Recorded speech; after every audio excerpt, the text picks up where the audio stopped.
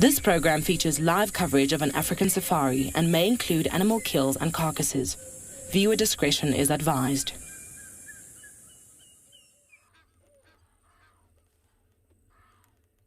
Jambo Jambo and hello everybody.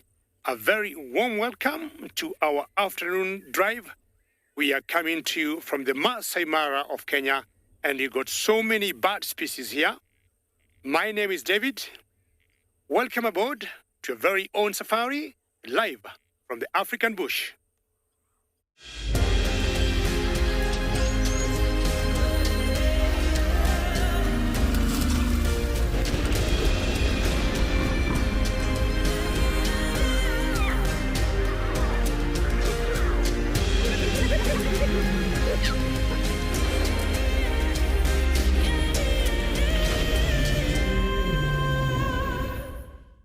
We call these birds here the marabou storks. Sometimes we call them scavengers, but definitely at the moment, they are not scavenging. They are feeding a lot of, or they're getting a lot of food from the water that has collected there, from the rains that we have been receiving here in the Masai Mara.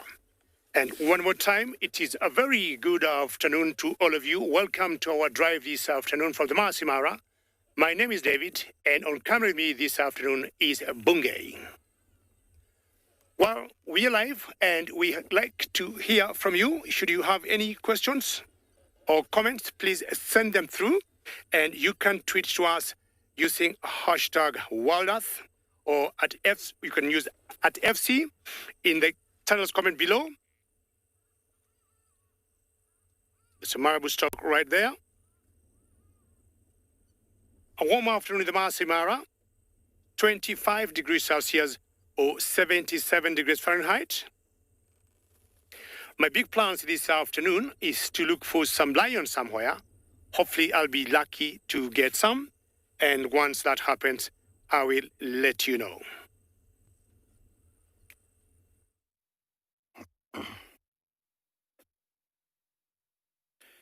Good afternoon, everybody, and welcome to a baking hot Tswalu Kalahari. My name is Moritz, and behind the camera we've got David. And today we are actually going to go and look for those cheetah, that female cheetah with the little cubs, to see how she's doing. And so with that being the case, we were heading that way and have a look at what we found. You know, this guy is as hot as we are at the moment. He's just got the luxury of a little bit of shade. So there's a black-backed jackal that we're looking at the moment. And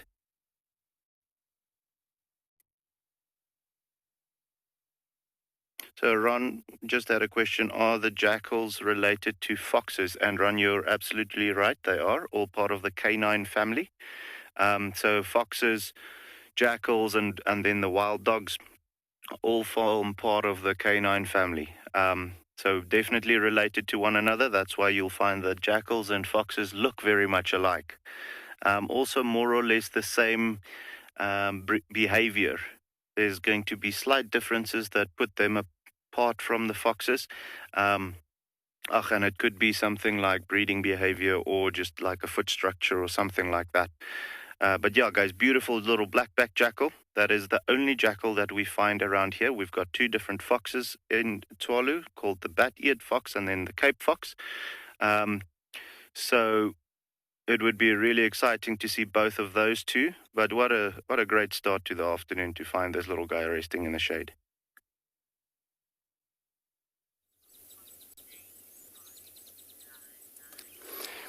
Good afternoon, everyone. Good afternoon here at Juma Private Game Reserve.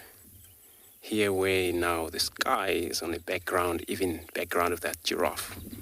It's even showing a lot of beautiful trees and then along the sky on the background. So this is what the beginning of the day looks like it's going to be for the most of the evening today. Giraffe are so beautiful for us today. And I'm Andrew behind the camera, that's BK. So the giraffe just looks like it's going to come down to drink for us. Just going to see how he's going to do it.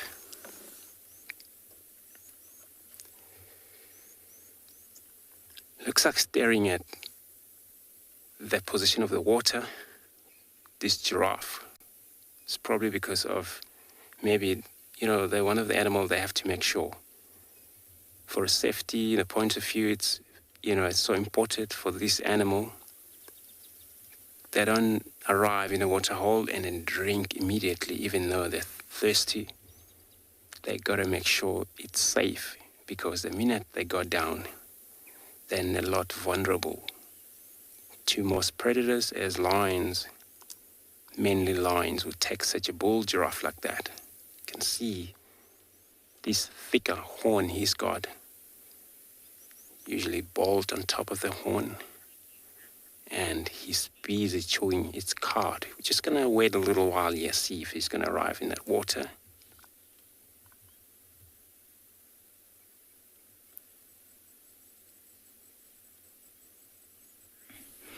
Good afternoon and welcome to Ngala. My name is Marna and with me on the camera is Gert. And we are actually also on our way to a water hole. As you can see, it's quite dry and there's nothing much happening around us at the moment. But I think there might be something around the water hole. It's really, like I said, really, really hot. So hopefully there's some elephants drinking. We might see some hippos, maybe some other general game drinking. So let's see what we can find.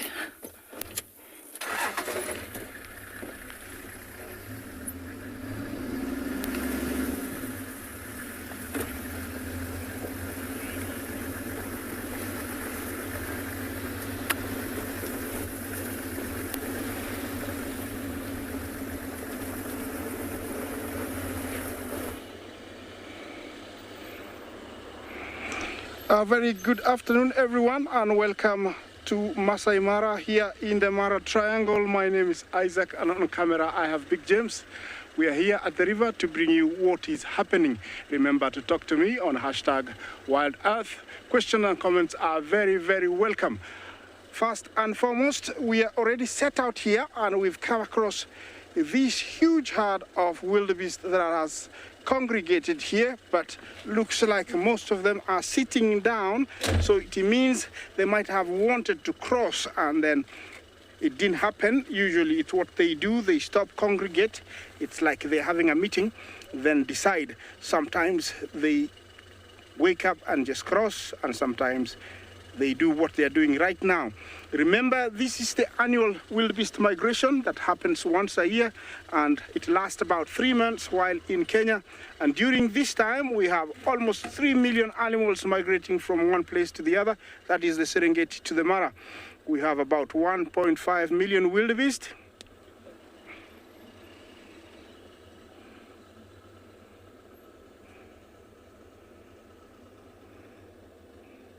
Tim, you say if they could find somewhere calmer to cross? Well, that is not in their minds. That is not in their nature, because they're always, following an ancestral route. So they follow the scent left behind, or they follow the ones that have crossed there before. So there's never, they never changes. I wish they could think that way. They're always coming to the same crossings, but I wish they would think that way. Yeah, the behavior of wildebeest at a crossing is still to be written, like I've been saying, because it's very unusual behavior. They might come and go immediately. They might come, stay at the bank for quite a long time.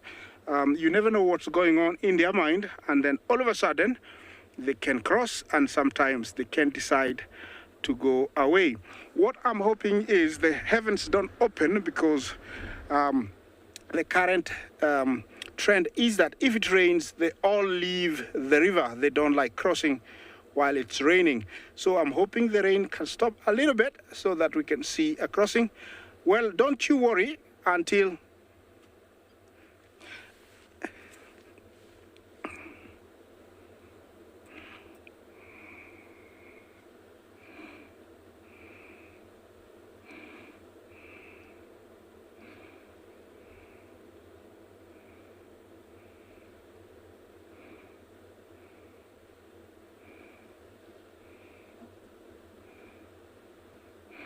Yes, what happens is, so don't you worry, if they leave the river and leave completely and you don't see any, then for sure there will be no crossing. But as long as they are here, you can believe me that they might cross, because their mind is made up when they decide to go. Usually when one hasn't gone in, they will still continue walking around. Like, for example, right now, it's like they have decided where they were pointing is not appropriate. So it looks like they're choosing another spot. I don't know where they'll be going. It is very, very typical for this animal to do this. I was talking about the population of these animals. There is about 1.5 million wildebeest, about 500,000 zebra, and the rest is a mixture of eland, topi, Thompson's gazelle, and nomadic lions, leopards, cheetahs, wild dogs. All those follow these animals to come here.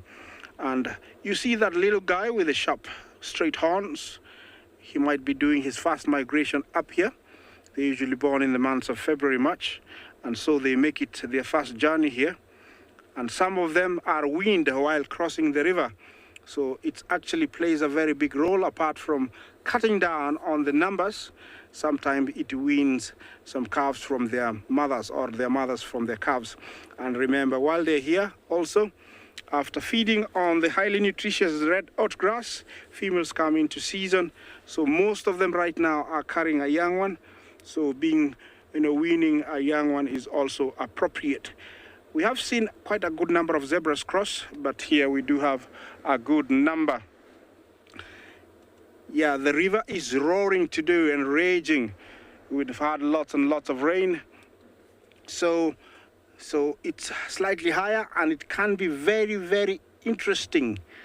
I'm holding on to this location because it might get interesting, and I don't want to miss anything.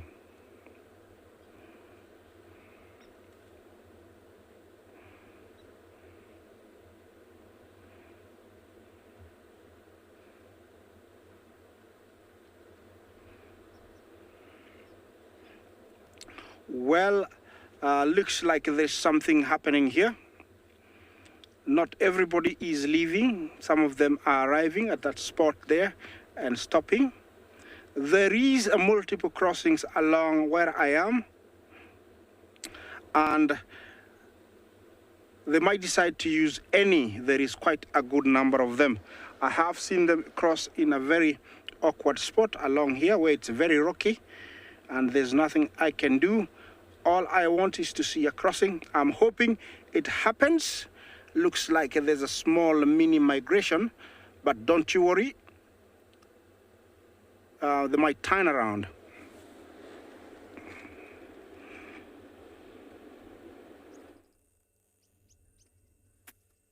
Well, Isaac knows so well the best thing to do is to be patient where he is.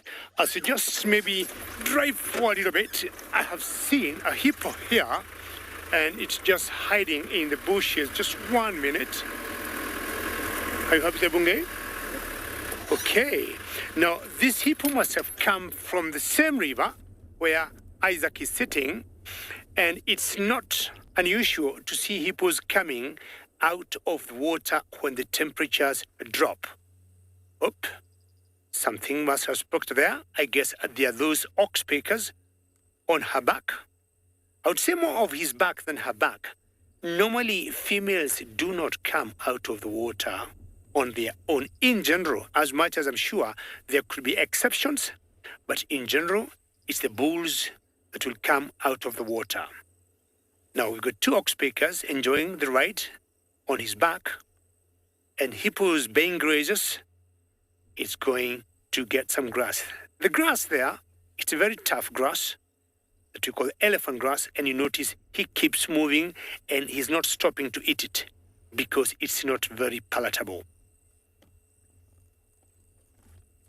Now, normally what happens, when I turn around over my head, because Bungay is telling me forget about the hippo, let's look at some other antelopes, also associated with water. I'm saying associated with water because we call them waterbucks. Waterbucks because in general they are always near water. And you can see is a whole mixed group there of young males and the females. They're all looking at the hippo because I think they're surprised to see the hippo outside here. Well, I'll move on and hopefully get some lions ahead.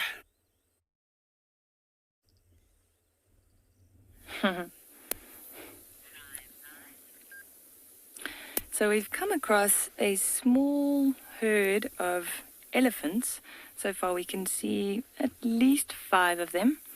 And the largest female, which is probably the matriarch, is standing right in front of us here. The one you can see in the middle of the screen there.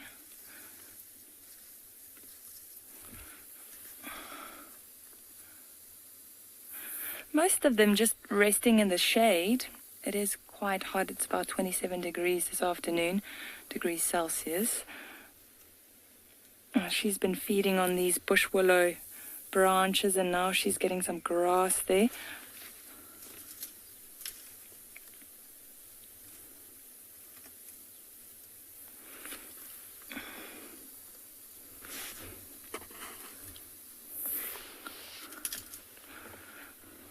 It always amazes me how, how they get any nutrition out of this dry vegetation, and that's why they do have to eat so much of it to sustain those big bodies.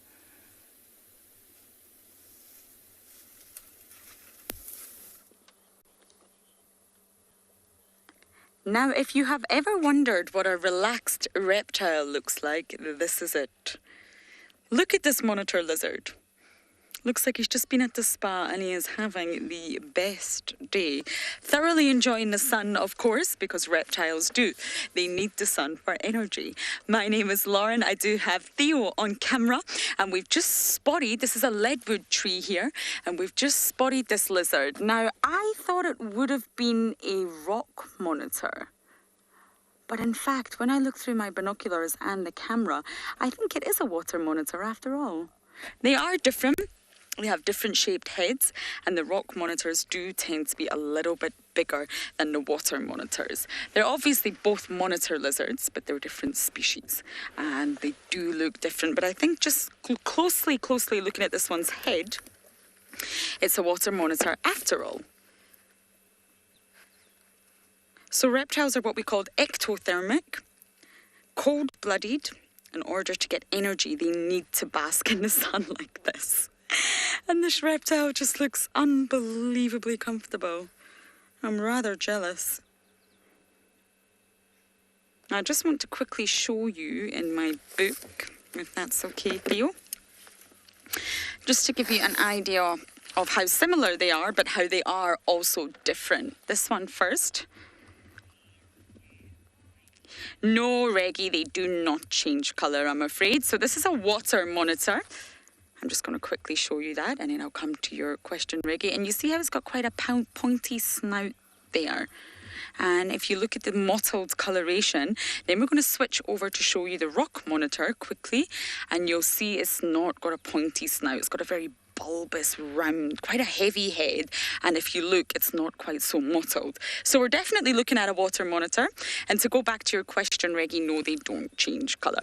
Sometimes with reptiles, because they do rely on the sun, they can lighten and darken marginally when they're warm and when they're cold, but not like chameleons. Chameleons have very specialised cells, chromatophores, which allows the skin cells to change colour. And in chameleons, it's based on hormonal control. The chameleon is trying to express its mood. So chameleons are already camouflaged. They're green. They blend into the vegetation absolutely perfectly. They don't need to change colour to camouflage. That's a bit of a myth. They're changing colour to express their mood. Are they breeding? Are they angry? Are they scared? That's why chameleons will change colour.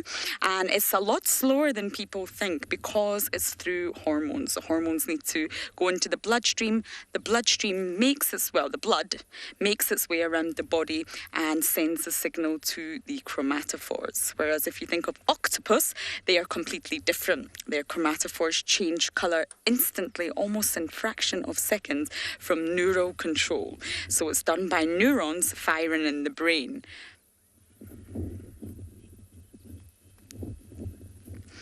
Rosalind, the rock monitors get a lot bigger than the water monitors. Now, I once read that you can find rock monitors at 2.5 meters long, but I've never seen one that long. Now, if you're going from the sort of snout to the body, I would say maximum 1.5 meters, which would be around almost 5 foot.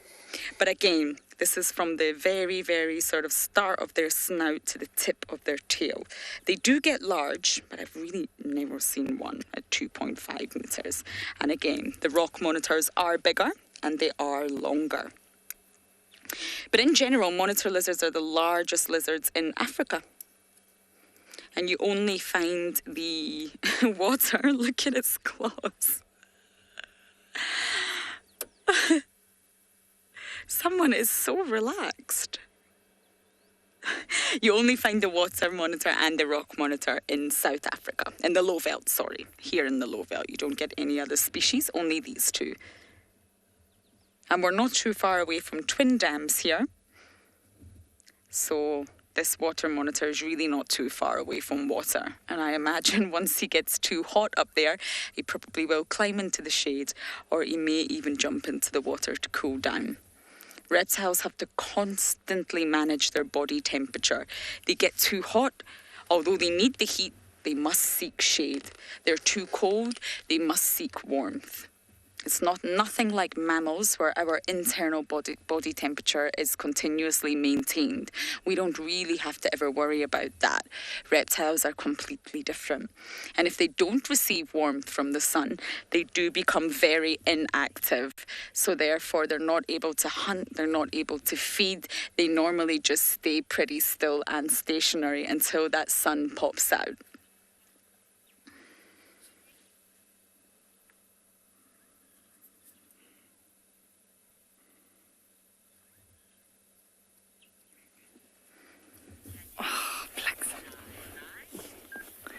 So we're still with this herd of elephants, and we've just been watching this calf feeding on a termite mound here. And it looks like it wants to cross the road in front of us. Now notice, if you have a look at its face, you'll see that there are little bumps where the tusks are supposed to be. So how you can age a calf, and this is just like general rule of thumb, once those tusks just start showing, then they're around 3 years old. So I'd say he's just less than 3 years old. They're just about to come out.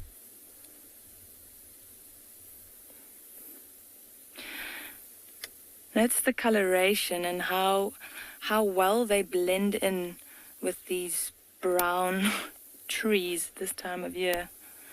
There are a few more starting to get up on our left here. Let's see if they also start feeding in this direction.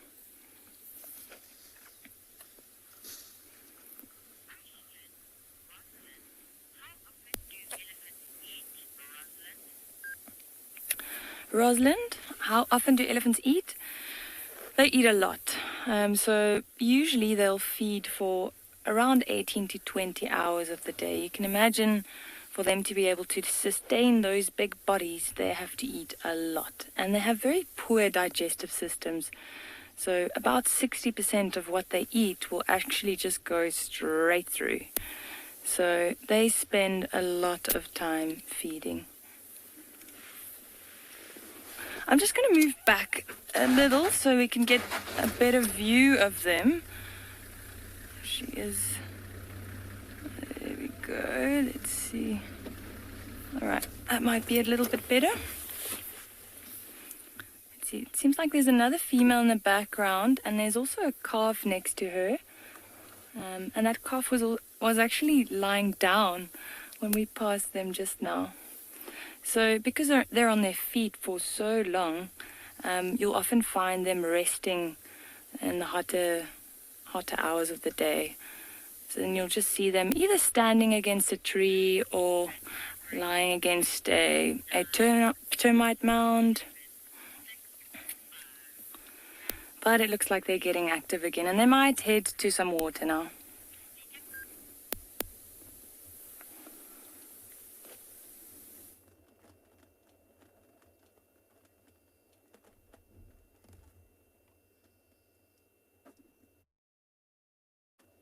Well, the elephants in the southern part of Africa and in East Africa are the same species.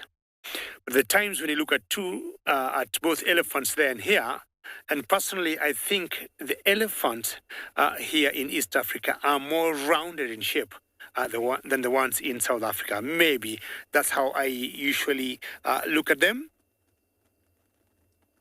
With the cool temperatures, everybody happens to be busy. I'm talking of all the animals. We saw the hippo way out of the water feeding and the water bucks earlier, and it's not any different with these elephants that you're seeing here. The white birds you see there know just too well that with these big mammals moving in the grass, they'll have a lot to feed. With that youngster calf in between them, not sure she's doing any service to those egrets.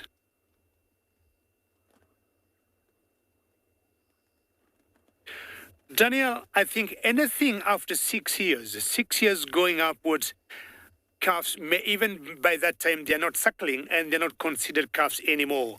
And at 8, 9, sometimes you've seen at 10, the young boys or males will be out of the herd. And you see them forming small little groups on themselves. And as they get older, by 12 latest, they are shown the door by the females. And in every herd of elephants, Daniel, I'm sure you know, there'll always be the matriarch. And the matriarch insists that, the young boys must move to avoid any inbreeding in the herd. Cool to see my favorite animals, elephants, and I will be moving on to look for some more animals.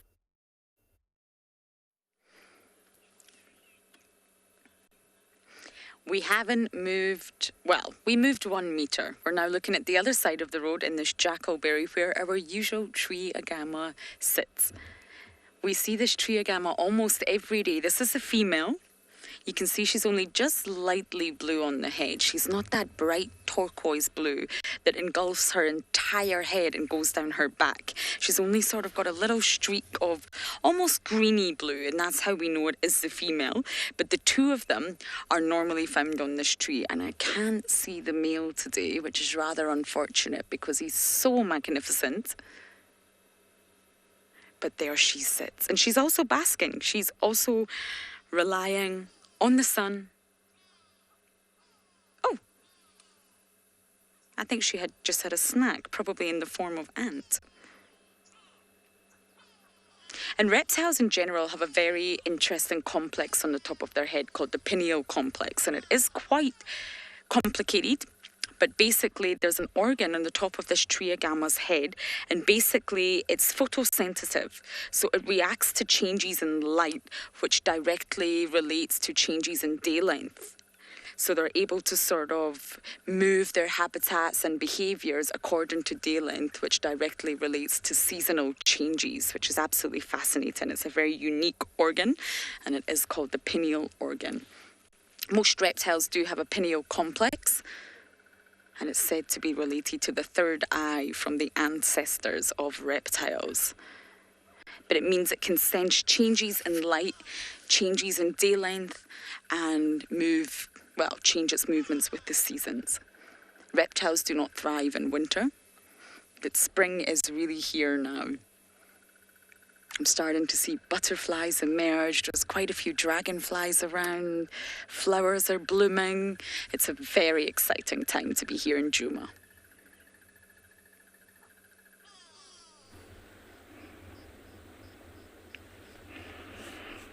My wildebeest have decided to leave the river for reason unknown. There is nothing stopping them, but it's like not today. But for me, I know it's not over until it's over for wildebeest. They can decide to turn around, and things can change very, very fast. So I'm still sticking here, and I'm enjoying seeing them doing their own behavior.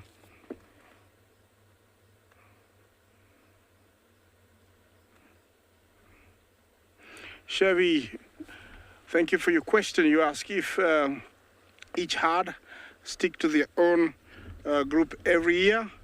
That's no. I don't know each individual, I won't lie to you, but I can see the confusion that is always around when they're moving. I have seen them in southern Serengeti, towards Olduvai Gorge, towards Ngorongoro. I've seen them in Lake Ndutu, that is Tanzania, where they give birth. I've seen them here, and I'm sure and I'm guaranteed that they do lose each other. So they are never in the same herd for very long. They're mixing and matching. Looks like everything is happening very fast and everybody is leaving, but I want to lock onto this area and see what's happening.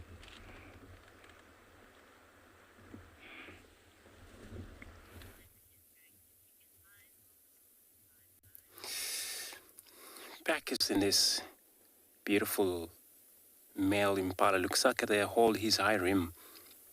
He's right in front of him. Now we just spot him right in this open area, but we were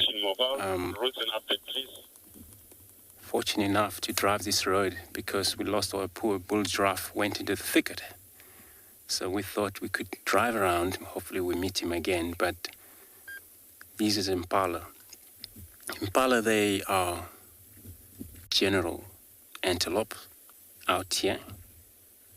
We don't have a springbok, but the impala, of course, it's a beautiful looking animal. Females, no horn, not like a springbok where male and a female also grow horn, but with these, only males that grow horn. As we start with him, we already have a look at him. The whole high rim looks like they're interested in entering a thicket, but it's great because then the male is in an open anyway. If anything is right behind them, male will first spot it and give alarm call for the rest to be well alert and well aware of the danger that could be around. Remember, when they spot the danger, they blow their nostrils hard that you could hear from the distances.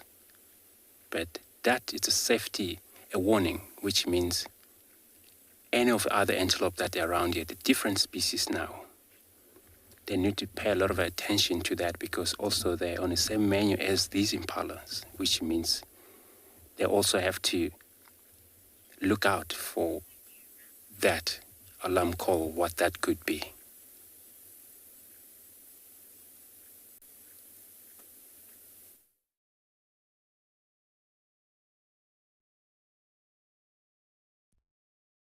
And dragonflies. I am ecstatic that the dragonflies are back out, but it's just disappeared. Give me a moment to try and find one for you. Dragonflies and damselflies belong to Odonata, the group, the family name, which means serrated teeth. They've got very sharp teeth and they are incredible creatures. Can you see where it disappeared, Theo?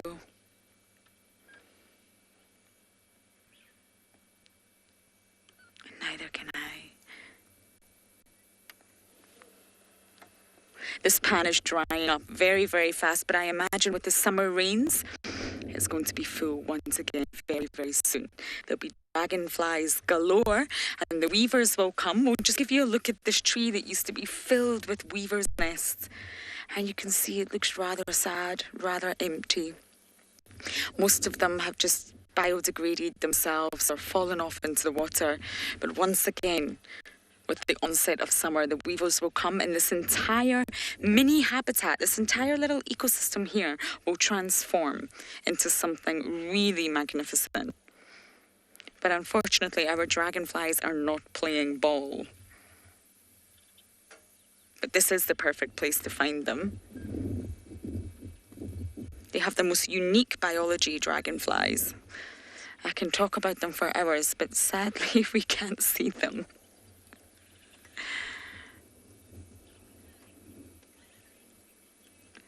This little pan will also be home to many, many frogs as well, especially the bullfrogs. I cannot wait.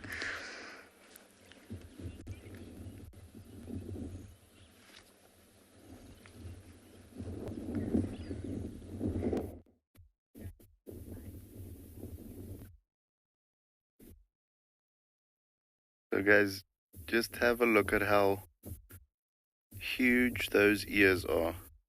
We've got a little steenbokkie lying in the shade of one of those blackthorns over there. But I mean, if you look at one of those ears, they're probably the same size as their head. And just the main reason for that, I mean, the steenbok is the smallest species of antelope that we have here in Tswalu. And with that being the case, if you had to imagine how big they are, their head will probably be at around knee height. So with that, even though they've got very good vision, I mean, their sense of sight is really good. Quite often when they are moving around in the thickets and so on, they can't see where they're going, or they can't see danger coming. So they've got those huge ears to help them to hear whatever is around. They say relative to their body size, if they were the size of a kudu, their ears would have been larger than that of a kudu. So relative to their body size, the largest ears out of all antelope that we have in southern Africa. But not only that, guys, with the steenbok, and then we have the springbok also here in the Kalahari. Those two smaller types of antelope are probably the best adapted to different heat. So with that being the case, they are probably the best, adapted for the heat around here.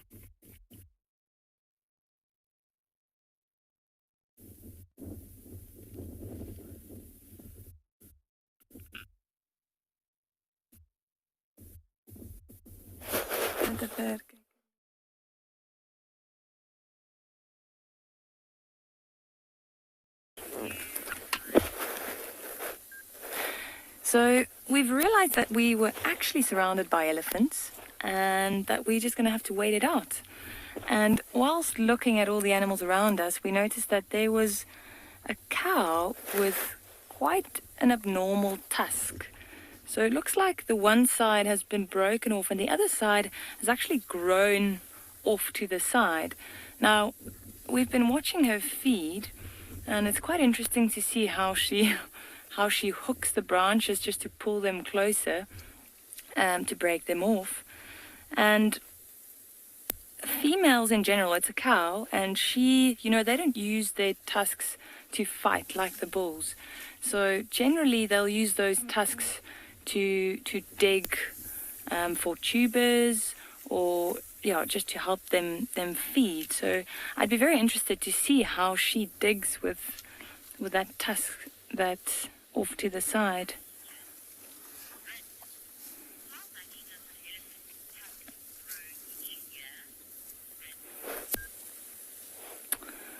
Rin, unfortunately, I do not know the answer to that question. I will, however, go look it up, and I will get back to you.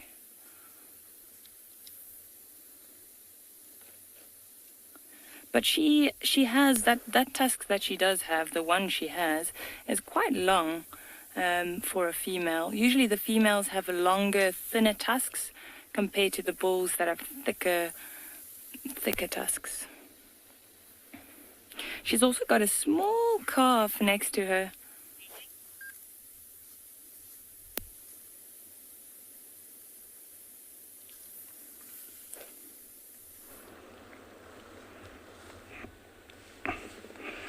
Yes, I'm watching this crocodile, and looks like he might have taken a fish a while ago.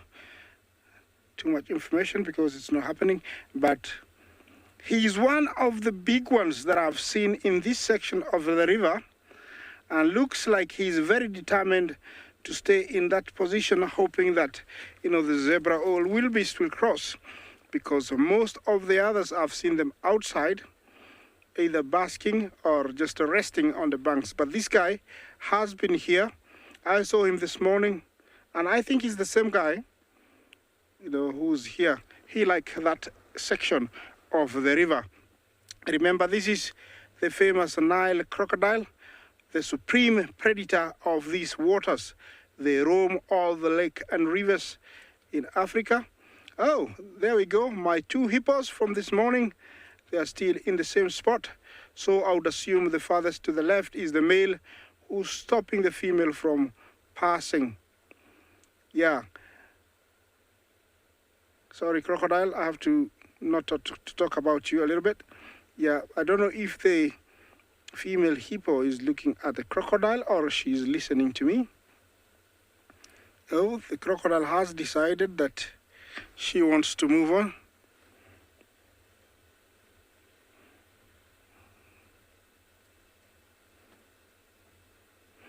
Is that Station or Jason? You ask if they're always hungry. Mostly they are hungry before the migration, but right now I would think they are not as hungry. But what happens is the predatory behavior kicks in, and so when they see anything in water, they'll want to, kill it, and that's what drives them to kill. And then you see them holding on to the carcass using their strong jaws for a very long time, and sometimes after a while releasing it, and so it gets washed downstream. So they are not always, but the predatory instincts, drives them to kill even when they're not hungry. Right now, I don't think there's any crocodile that's very hungry, because since the end of July, we've had lots and lots of wildebeest zebra cross here, and many of them have been killed, but there is still enough to keep crossing. Oh, that's another monster. These are the big crocodiles of this river. They're always here, and I'm sure some of these big guys are very experienced and they've seen very, very many migrations, and so they are always here waiting for that return of the wildebeest. My wildebeest have left the river completely. You will not believe what I'm seeing. A while ago there was hundreds. Look at that. There was hundreds, and only now I have a handful of zebras. I'm gonna wait here, and hopefully they will turn back towards the river.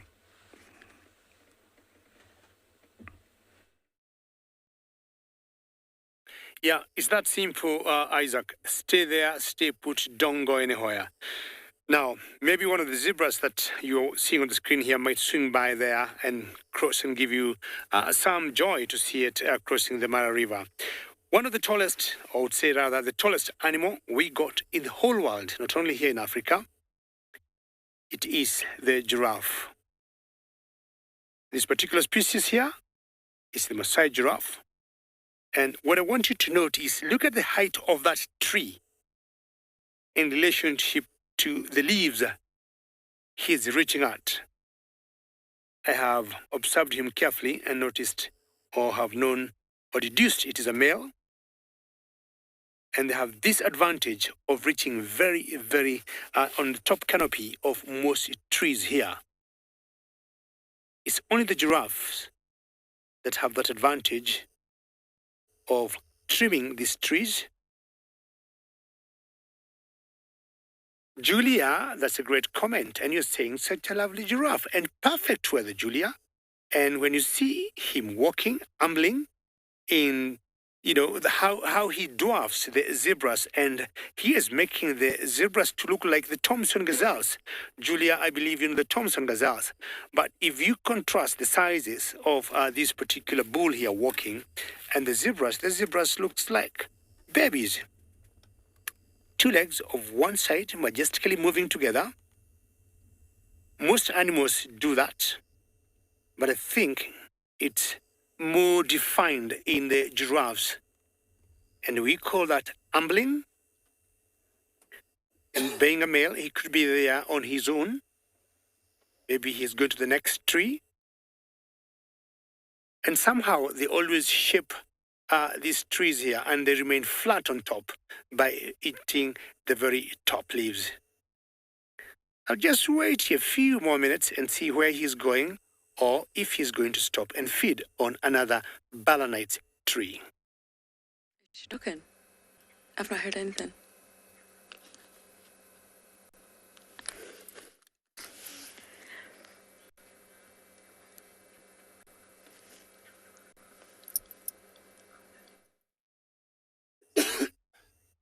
Well, so sorry, ladies and gentlemen. Sometimes you get these technical issues here and there, but the tech team will always fix them very quickly.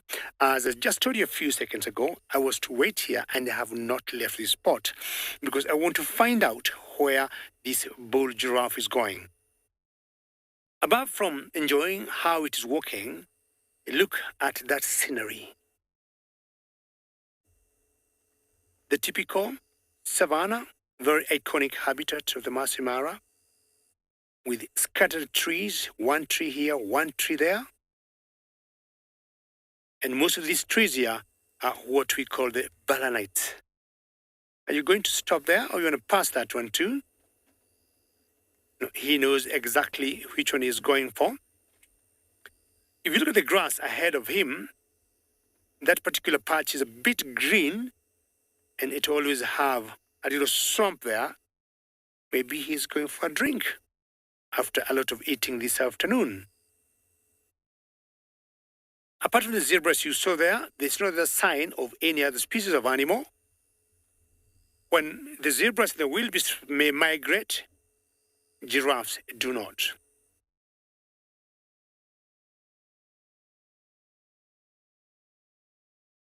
Neil, I agree with you. Look at that walk. I'm not sure he's looking at that zebra there, Neil, that is just rolling itself on the ground, trying to reduce or suffocate any parasites she may have on the body. And remember, we are coming to you live from different locations of Africa. We are in the Masai Mara of Kenya.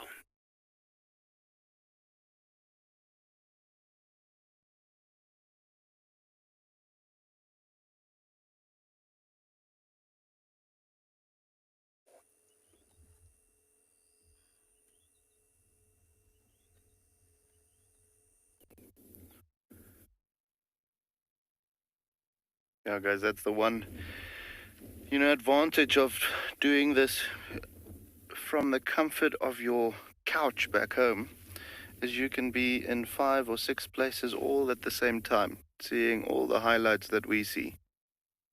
And speaking about highlights, have a look at what we are looking at the moment. It's not just a bush. If you have a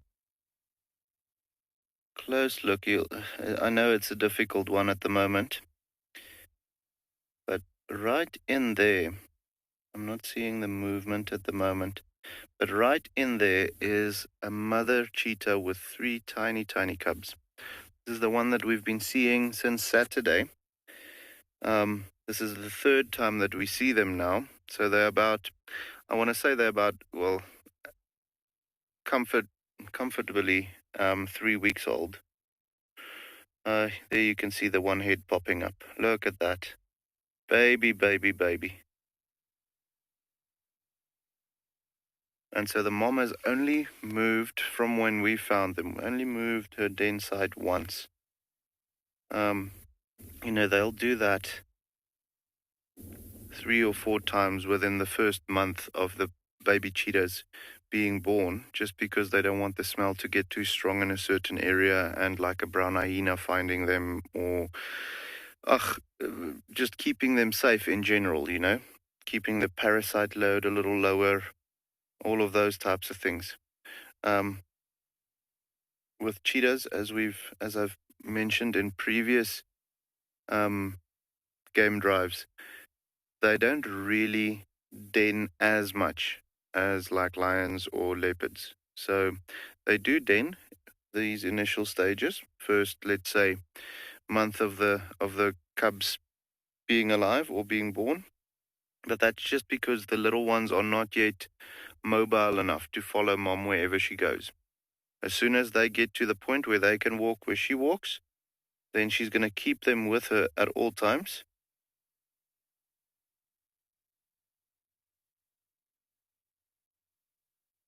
Yeah, we just had a comment from Jia Wacha. She's so well hidden, and absolutely, I'm very impressed with this female's ability to choose the perfect den spot. And the previous time I actually told David that I don't like it because it's too good.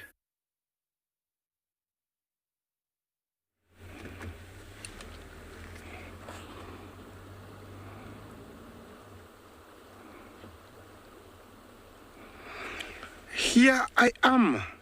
Out of the blue, they have decided to come in their thousands.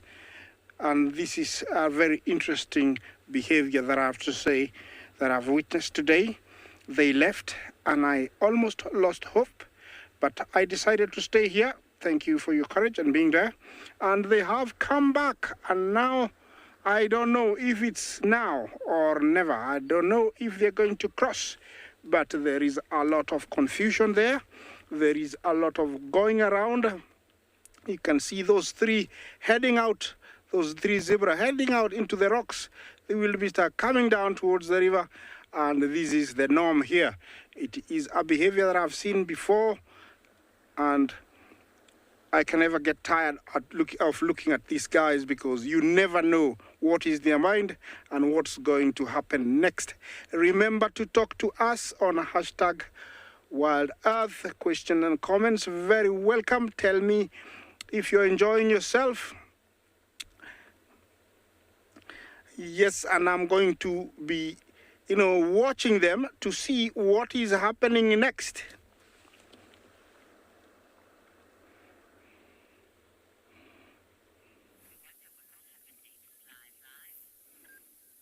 So we've also arrived at the water hole at least, and we found a Battalier eagle on the edge of the water having a drink. How special is that? Just have a look at those beautiful colors on the face when it turns again. You see it's got red and yellow, some black in there as well. Really is a spectacular bird.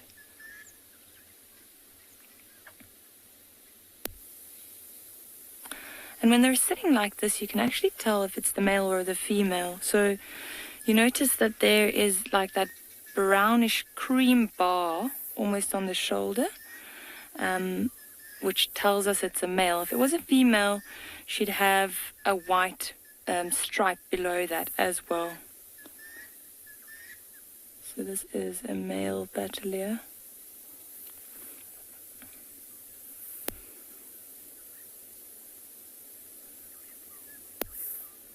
Always a nice one to find. This is also our company logo.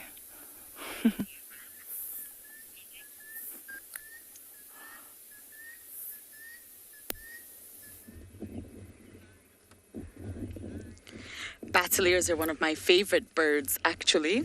But we're at one of my favorite dams, that is Tswalu Dam, and we're just admiring the hippos.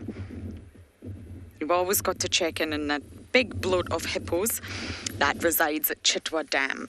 And it changes in numbers. There'll be different harems within the sort of dam. And depending on the water volume, which is directly related to the season, will depend on exactly how many hippos you find. Every sort of environment in the ecosystem, including water bodies, has their own carrying capacity.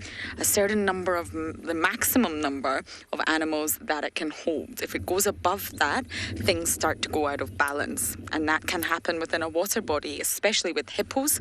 Once there's too many, it can have a knock-on effect on the rest of the ecosystem. Good day, sir. No, we're not talking today. We want to be under the water, which is exactly where I'd love to be. It's a very hot day. You tend to find in winter the hippos are out of the water more often, and in the summer they're in the water more often to try and cool down a little bit from the sun. They're actually nocturnal. Many people don't realize that, but hippos are classified as primarily nocturnal because during the day they're just resting. They do all of their feeding and other activities at nighttime. Daytime is just for relaxing, which is what this sort of group of hippos are doing right now. There's probably one bull, many females, and some youngsters. What another fantastic drive. Coming to you live from so many different locations is such a privilege. And you can keep watching the show. It doesn't end here. We've got another 2 hours to go, so you can still stay on board.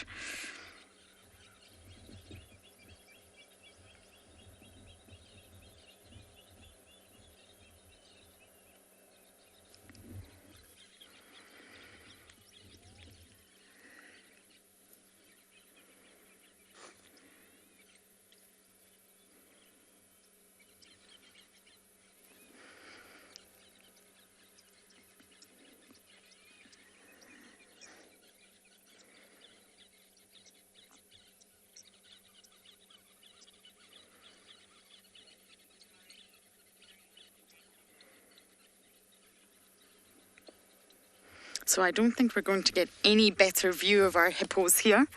I think they're going to stay firmly put under the surface. I'm just looking through my binoculars to see if I can see anything else lurking around the dam. We would normally see a lot more predators at Chitwa Dam in winter, but sadly there's just so much water everywhere else that we're just not seeing that number of predators around the dam anymore. They don't need to come here. They don't need to come to such an open, exposed area like Chitwa Dam when they've got all these other water points and all these other little pans to go to. So there's lots of other places they can drink. They don't need to come here to this very dam and leave themselves vulnerable.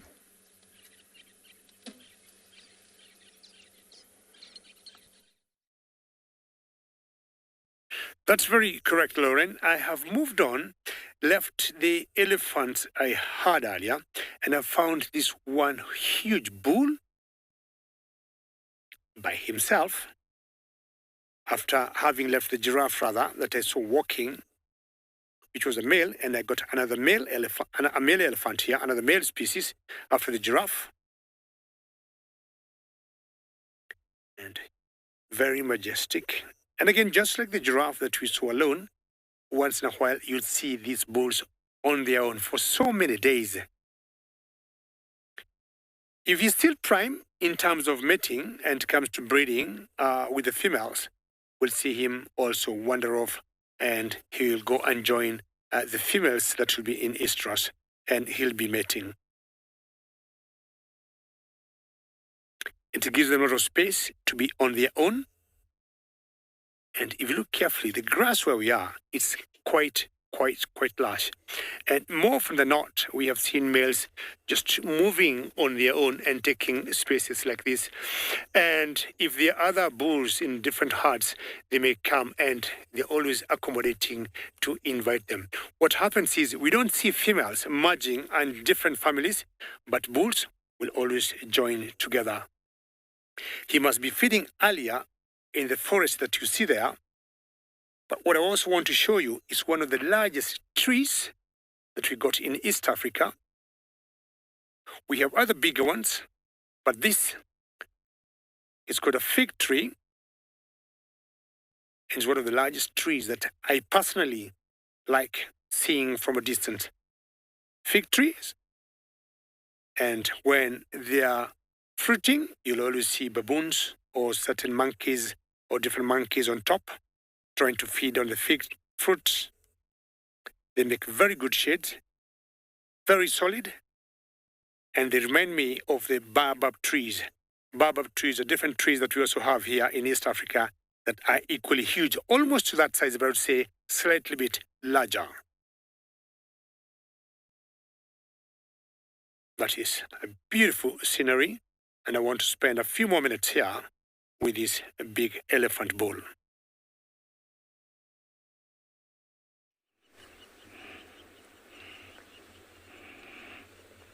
Yes, my wildebeest are still milling around in circles. They went really fast towards that middle crossing, and then all of a sudden it was like, oh, let's wait a little bit longer. It's not now.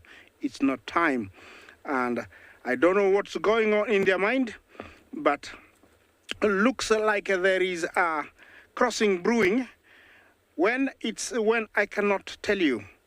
These looks like a lot of females and the young ones, the yearlings. Most of them are about 6-7 months. They're making their first journey up here and looks like the urge to cross is what has brought them here, because there is plenty of water out there. So definitely is all about crossing. The reason they are not going now, I don't know. Maybe it's the sound of the rapids. Well, I think that could be one thing that can make them not go across. And secondly, is they are not ready. Those three in front are very young. The one to the right looks like he was born, last year, and the two maybe early this year. Yeah, looks like they are leaving, but it doesn't mean that it's the end, and that's why I want to be at this spot as much as possible. Hopefully something will happen soon.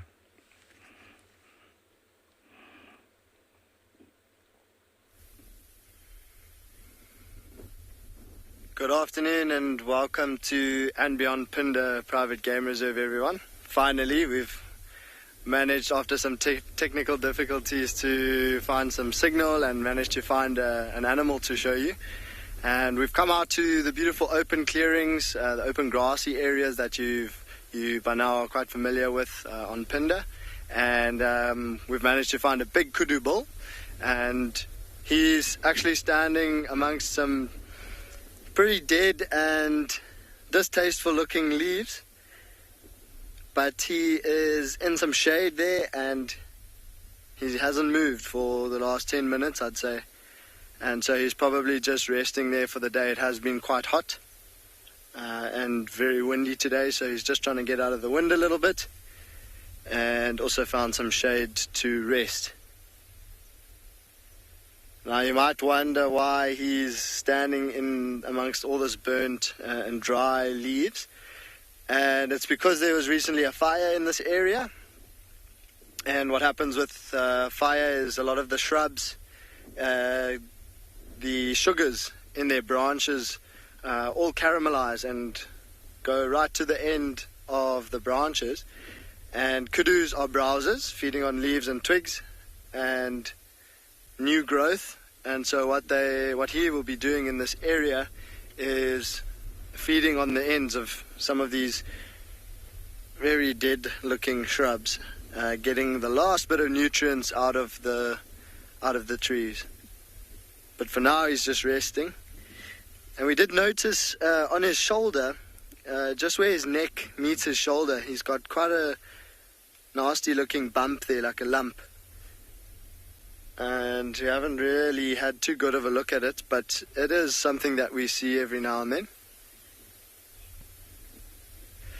So Chris was asking about that lump, and we can only imagine or assume what might have happened, but out here in the bush there's lots of things that could happen that we don't see. And so what perhaps might have happened is this kudu may have been chased by something or gotten a fright and tried to run away, and maybe a little branch went into his neck and it might have snapped off in there underneath the skin, and then the skin would have closed and healed on top of it. And that might be how something like an abscess could have formed there. I don't think it's anything like a tumor or something that is like really life-threatening like that. It is something that we would keep an eye on. So if we saw this kudu again and it was much, much bigger, then it would be something that we would get our team to look at and investigate to see whether it is dangerous or not. So we are going to continue on our journey this afternoon. We are looking for some elephants. There were some elephant bulls in this area, and we're thinking that perhaps they have moved down to some water. So we're going to go check some water holes in this area.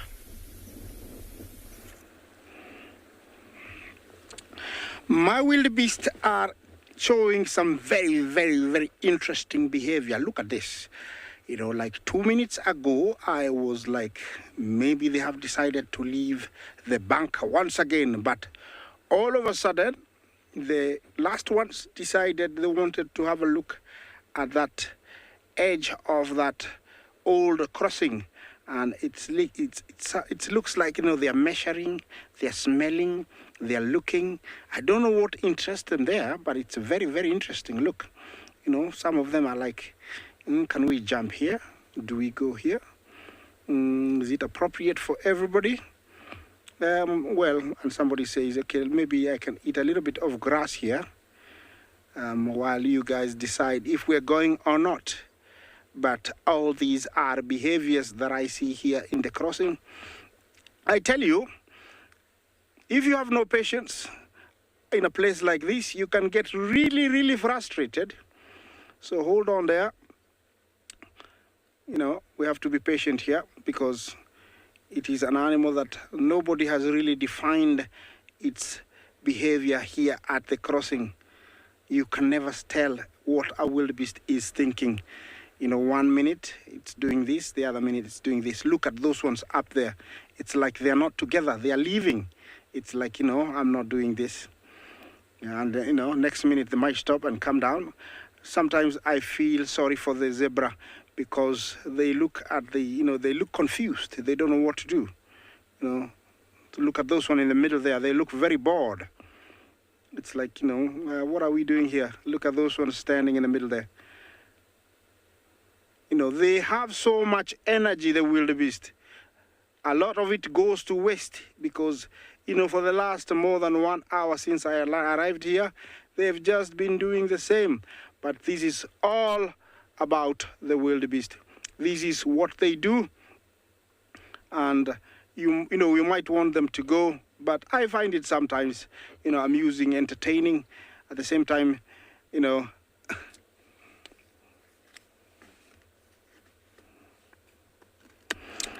Janet, yeah, interesting. You know, you ask me, you know, when do they decide to cross the river? It's a question I cannot be exact, you know, with an answer because when they go, they go. When one goes down, walks in the water and decide to go across, everybody goes across. But it's not always guaranteed that all of them will follow, because I've seen 5 cross and everybody else goes back. So it is a rather tricky question to be precise and give you an answer. So until they decide to cross is when they decide to cross. Yes, very interesting. I'm loving this. At the same time, I'm getting tired a little bit, but there's nothing I can do. I just have to be happy that they are there and I can talk about them. And you know, we are learning, you know, from this behavior. Next year, we'll just be more than be patient. You know, look at these 3 here walking. It's a good area where they're headed. There is a nice walk down or a descent where they could walk down and touch the water, then jump in. But still, it is not guaranteed. Time is running out, so you wildebeest better gather up and come across to my side. Remember, this is live. It's coming from the Mara Triangle in East Africa, in Kenya. And this is the annual migration of wildebeest. And that's why it is very exciting to have them here, because once they go in the next few months, I won't be able to talk about them. I won't be able to be at this spot for like an hour because there won't be much to share apart from the river, the crocodiles, and the hippos. So it's rather, you know, nice to have them here doing their own thing. Yeah, what are the zebra deciding? There's one really shaking his head, coming down as the wildebeest leave. There is that one coming. Uh-oh, he's decided to stop. There's another one ahead.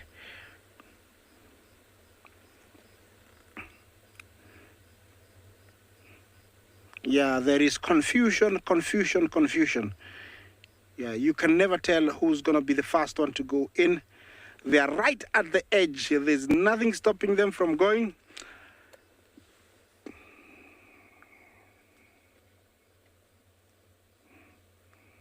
Jane, thank you for your question. You asked me why we don't see Thompson's gazelle crossing. They haven't come to this point yet. They do cross, but I haven't seen them here. But when they come, we'll be able to see. I think it's the timing. They either cross too early, we didn't see them. You know, when I say early, maybe very early in July or late July. and we might see them towards the end of this month maybe, or in between. I can never tell exactly where they are, but at the moment actually we haven't seen any. Hopefully they will be crossing, before all the animals go back, but usually they are amongst what we call the body, because with the migration there is what we call the head. Those are the first few that arrived, and then we have the body, which is the hundreds of thousands. Then we have the tail. So I would say maybe they are still amongst these guys, and we might be able to see them in the next coming days. I can never predict. I'm staying here to watch these guys and their interesting behavior.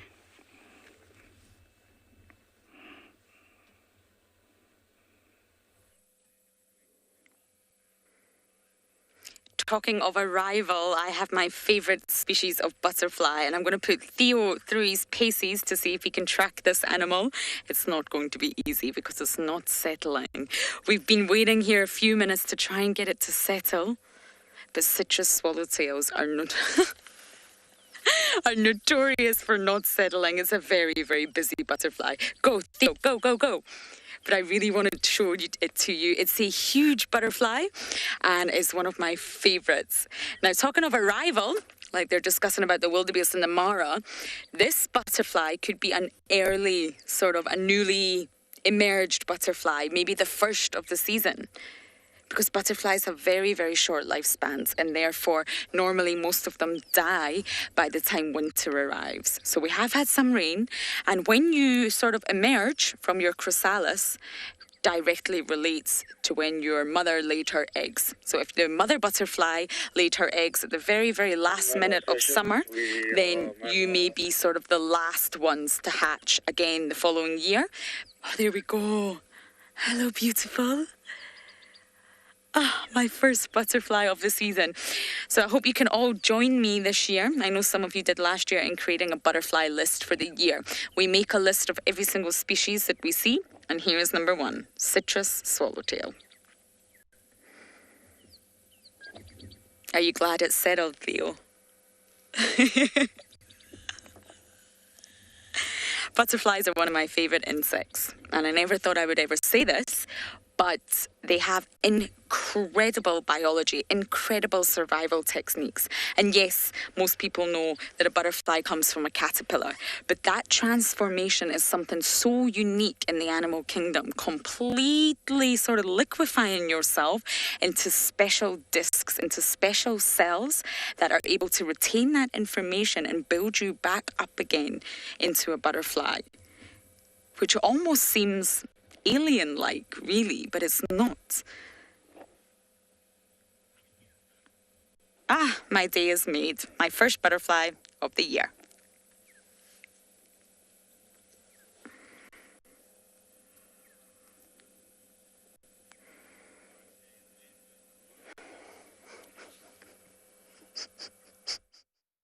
They'll move over that road. Alrighty, guys, we've got 3 ostriches here. A male in the front and then 2 females. Those 2 are that's on screen right now in the back. But just an interesting thing that I want to tell you about these guys is, out here in the Kalahari, we've got another species of animal or scavenger that's called the brown hyena. It's something that we don't see often. They're mostly nocturnal and very shy. And for the ostriches, or for their eggs more specifically, the brown hyena is probably the greatest threat that they've got around here. Purely because they've got that strong jaw. Now with brown hyenas, they have very much the same social structure as a spotted hyena. However, there's one big difference, and what that is when they go out at night. So they'll live in a clan, but then when they go out at night, they exclusively go out by themselves. So you don't find them hunting and, chasing lions off kills and all of those things like you'd find with the spotted hyenas. So with that being the case, they almost exclusively scavenge. You will find them maybe catching a little rodent, or if they can, scrub hare or something like that. But with them scavenging almost completely, when they come across a nest of an ostrich, the ostrich isn't really brave enough to keep them by themselves, so they eat quite a lot of the eggs of the ostrich.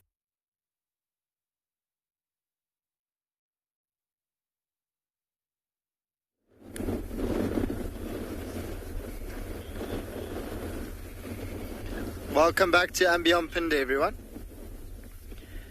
And we've managed to find these two white rhino bulls at one of the remaining watering holes that we have left in this area. And they've just arrived to drink. Look at that water dripping from their mouths. You might be able to tell from that water running down how windy it is. And it seems like today they were down in a low-lying area because we haven't seen many rhinos today, and perhaps they were down there trying to get out of the wind and been feeding, and now they've come out to drink.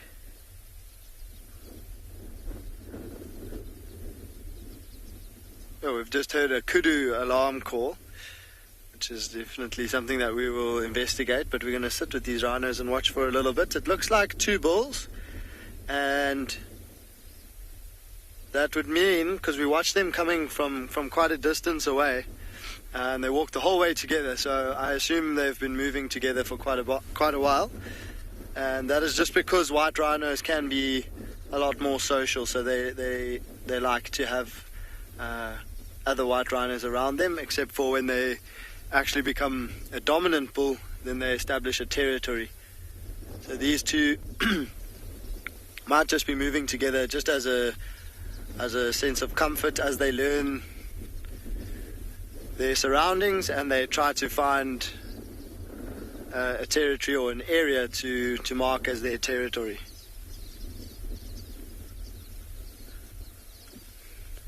See, the ears also coming up every now and then, but get tucked back when the wind picks up.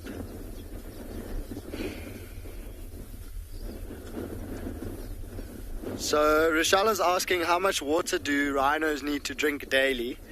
That's a good question. So most of the time rhinos do drink just about every day, and sometimes twice a day, especially now in winter when it's quite dry.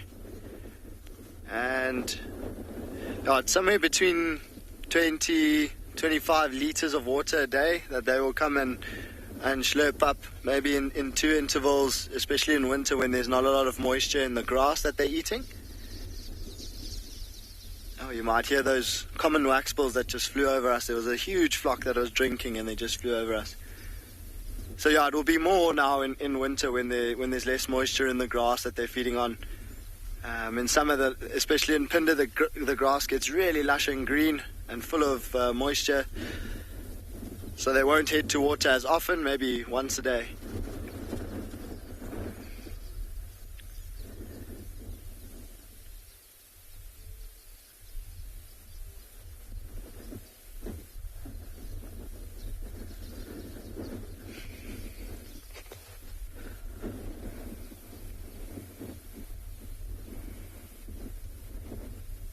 For anyone that's watching that doesn't know, these are two white rhinos.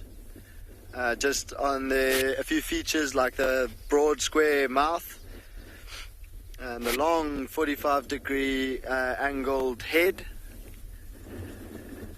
and that two bumps on the back.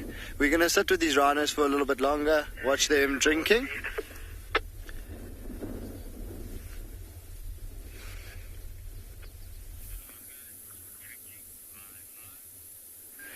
Welcome back to Ngala. So we've left the waterhole. We didn't have much luck there, other than that beautiful pateleer that we saw. And we decided to come back to the riverbed and look what we found. Another herd of elephants. And if you look closely, you'll actually notice that they are drinking.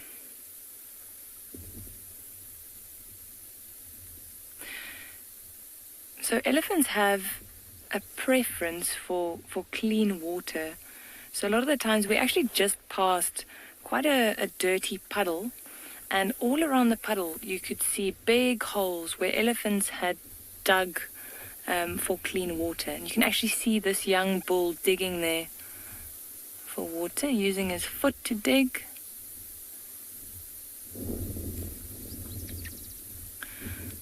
There you go. And then what you'll see is he'll suck the water up with his trunk and then pour it into his mouth. It's quite a hot day, as I've mentioned a few times, so we're actually seeing them splashing water onto themselves as well. There we go, having a little drink.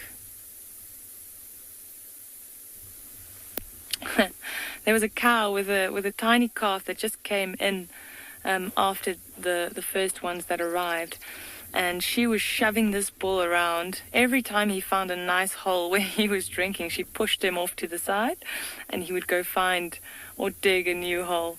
It was quite funny to watch, but it looks like they're happy with where they're drinking now.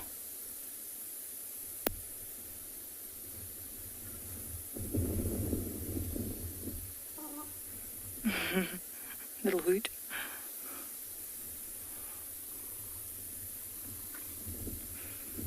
I don't know if you can hear those low rumbles that they're making at the moment. Just a form of communication. That's, oh, the cow's kind of pushing the youngster around. Some of these holes are really, really deep. And we were actually watching the younger calves almost completely disappear into these holes.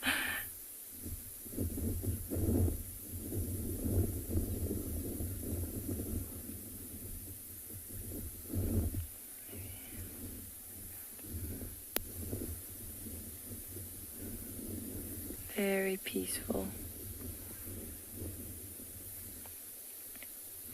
There's another cow drinking with her calf.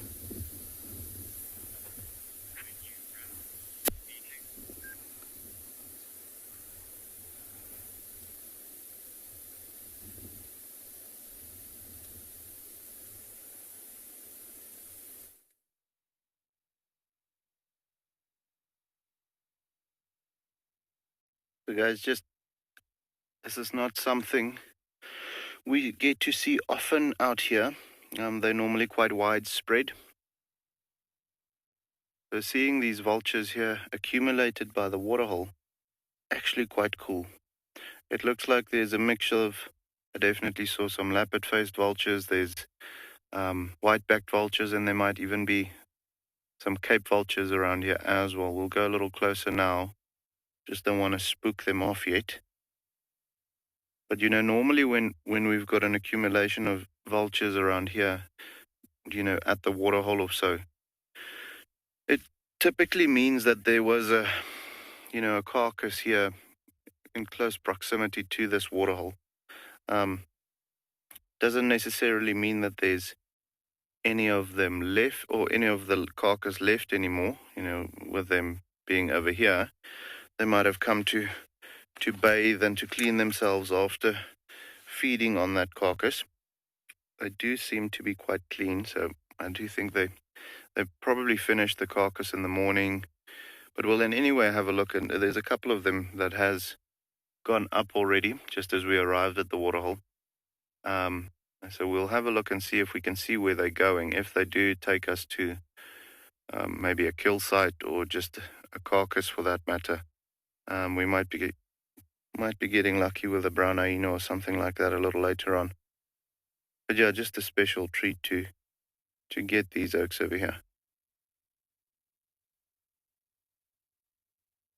And you know, bathing for them is quite important. You'd think that a vulture who's a scavenger wouldn't mind being dirty as much, but imagine, guys, you know, they've got those long necks which they use to push their heads into all nooks and crannies, into like rotting carcasses, so blood and everything getting stuck on them, and having that on them constantly, you know, that's also going to start rotting. So very important for them to clean themselves regularly. And that's also the reason why they don't really have, you know, pronounced feathers on their neck and head area, just so that it doesn't get full of I almost want to say muck afterwards.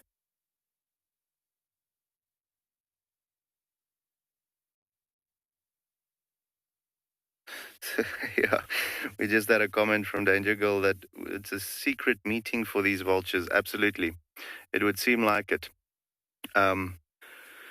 I love when the vultures have secret meetings like this, because then normally we know that we're in business.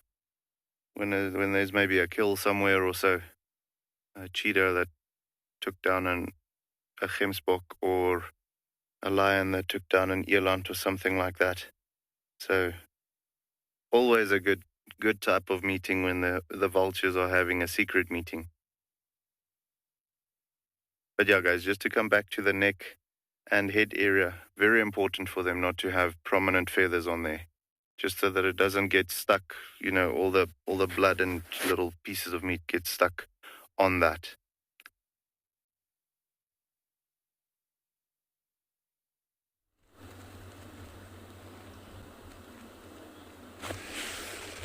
Yes, looks like an interesting decision has been made to walk closer to the water and see what is stopping, them, the wildebeest, from crossing. See how close they are from just wading through, but no decision has been made. There were a few more earlier, and you can tell now they're going back. And this can go on for a little bit longer, but looks like they are much more determined now to come closer to the water. Are the zebra gonna go? Is it now? I don't know. Yeah, is it now? Is it gonna happen? Okay, come on, zebra. You were just about to go. Well, that's how it is. It can make your heart pound, race, when you think, yay, we got it. Then all of a sudden, it's not time. Yeah, that's why I never get very excited, and you can see why. Look at that. Where did he come from? I would say it's a very bad move, because now, if they've noticed him, there won't be a crossing unless it starts now. If more, see him, there won't be a crossing. So I'm hoping the other ones further up will decide to go and wade through, and then we might have one. Look at all of them, very close. You never know what's going on in their mind. I don't know what they're thinking. I'm very much like you. This is, something that I've seen for many years, but I can never tell exactly when they are going to cross. Yeah. Also, it doesn't help, back there we'll be showing you, there is that log in the water that's, moving up and down. I think they think it's it's a crocodile. Yeah, look at this, I don't know, what they're thinking. I don't know what's going on in their mind. They really want to go, but nobody has decided to be the leader. And of course, maybe a few have seen that big crocodile, and it's stopping them from going through. Remember, this is live. It's coming from the Mara Triangle in the Masai Mara in Kenya. We are watching the annual wildebeest crossing the Mara River. Of course, they haven't started crossing. I'm hoping it can happen anytime. It's very exciting, even for me. Having seen this for many years, it's still very, very exciting. So what's happening here? Looks like they're moving back. They're all, milling around that elephant grass. Are they gonna come down? Are they gonna go?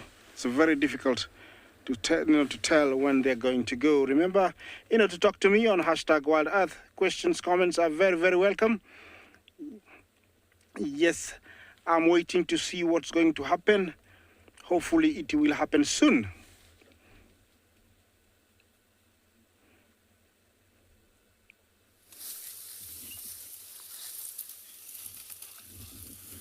Beautiful.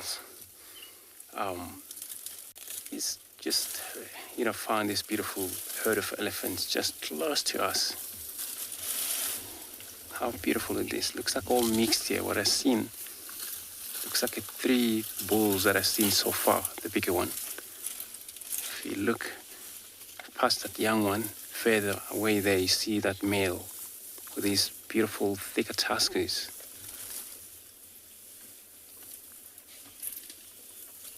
But this is, well, elephants, they're not territorial for sure. And bulls that you do find them in group of 6 or 8, 10 bulls together. It only works with who dominate. But at the same time, being for them in this group, it's just because of forage, finally they all just approach. It's not a problem for them to join the herd, all of them. But sometimes the females don't really appreciate having males with them. Especially this young male that just turned 16 years, 16, 14 years. Those are the ones that sometimes they give a lot of a problem, hard time.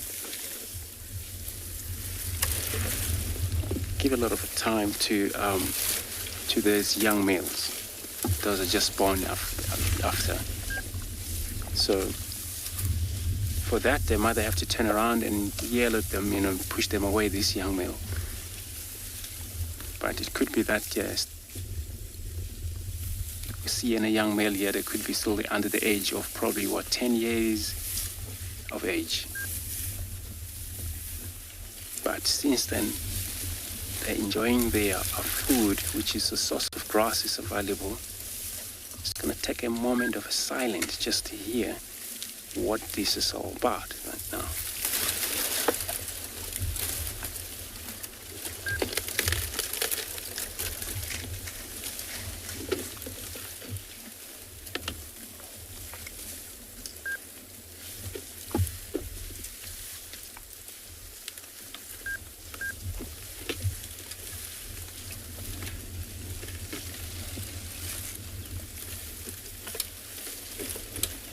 Hey man, want to know what is the difference between male elephants and a female elephant? A lot of time, the size of the animal that counts. So now we're gonna just cut that. Look at this one trying to push that tree down, but I haven't forgotten that answering that question. You see the tree's already down. That female, she just did it right now while we were just trying to answer the question. And the tree in front of her is down. And they're capable of doing that. Look how she's going to just pull it up off the ground. That is for the roots she needs from that tree. The young one's going to join as well. Look, picking up that piece of wood. So yeah, going back to the question. So the bull elephant, or the male elephants, they're always a lot bigger in size. But a lot of time also they can check or looking at the head, shape of the head, all round for the male.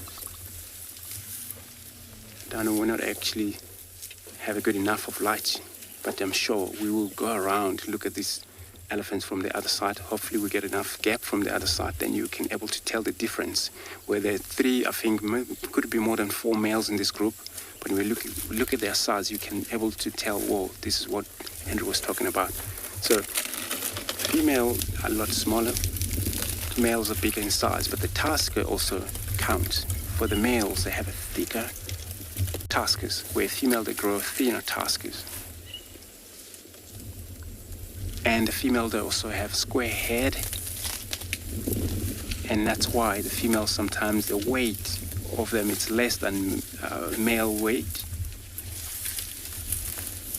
Of course, male could weigh about 6 ton, female 3.5, 4 ton, 5 ton. That's the average for a female. So there is a difference.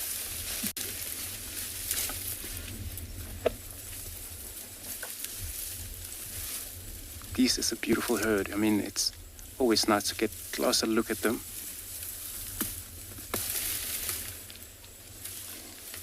So we'll wait around here, see what they do for us.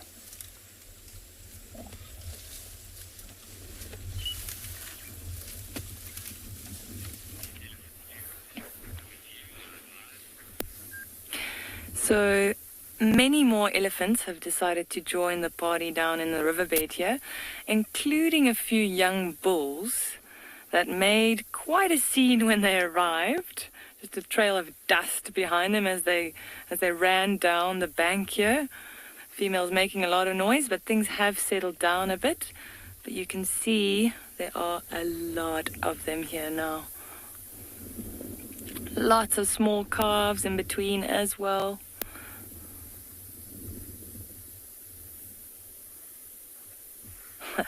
We watched one of the younger bulls coming down in kind of like a, I would say, bobsled manner, just dragging his knees like over the sand into the riverbed. It was hilarious.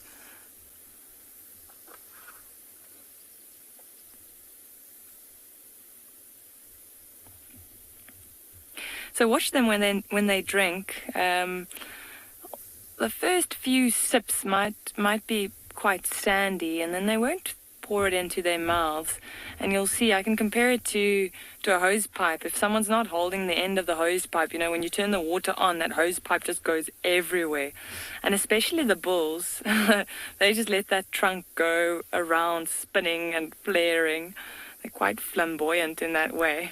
And it's quite a fun thing to watch. Let's see. Oh.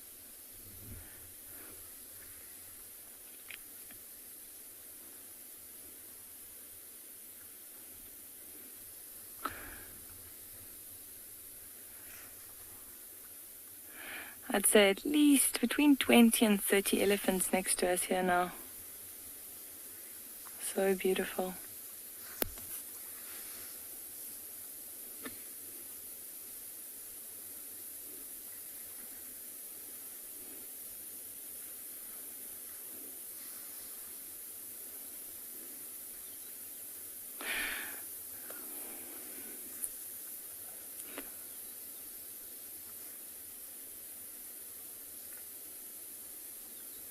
So I heard that at Juma you were chatting about the difference between the males and the females. Now, if you have a look at some of these larger elephants, you'll notice the angle in the head, or on the head. Let me just see.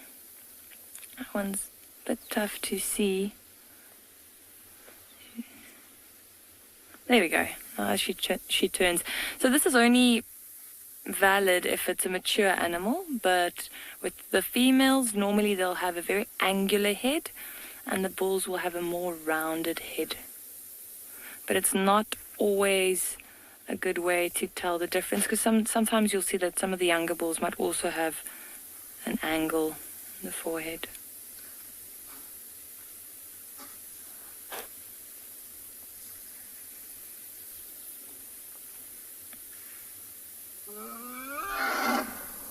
Hello.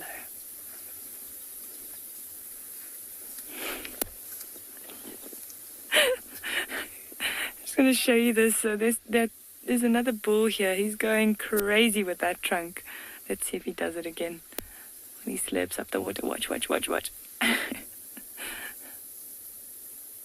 He's splashing water and sand onto all of the elephants around him there.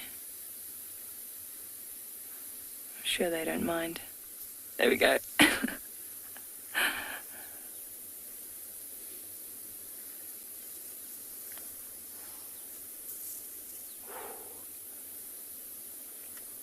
can see there's some nice long grass.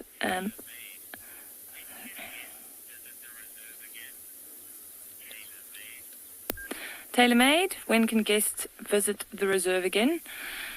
It depends where you're from.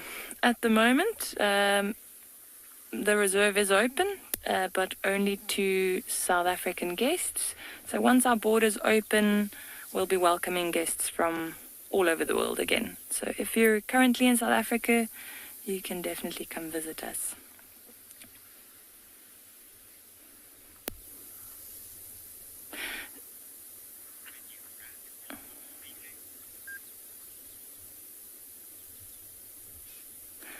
So we'll stay with them for a little bit longer and see where they head from here.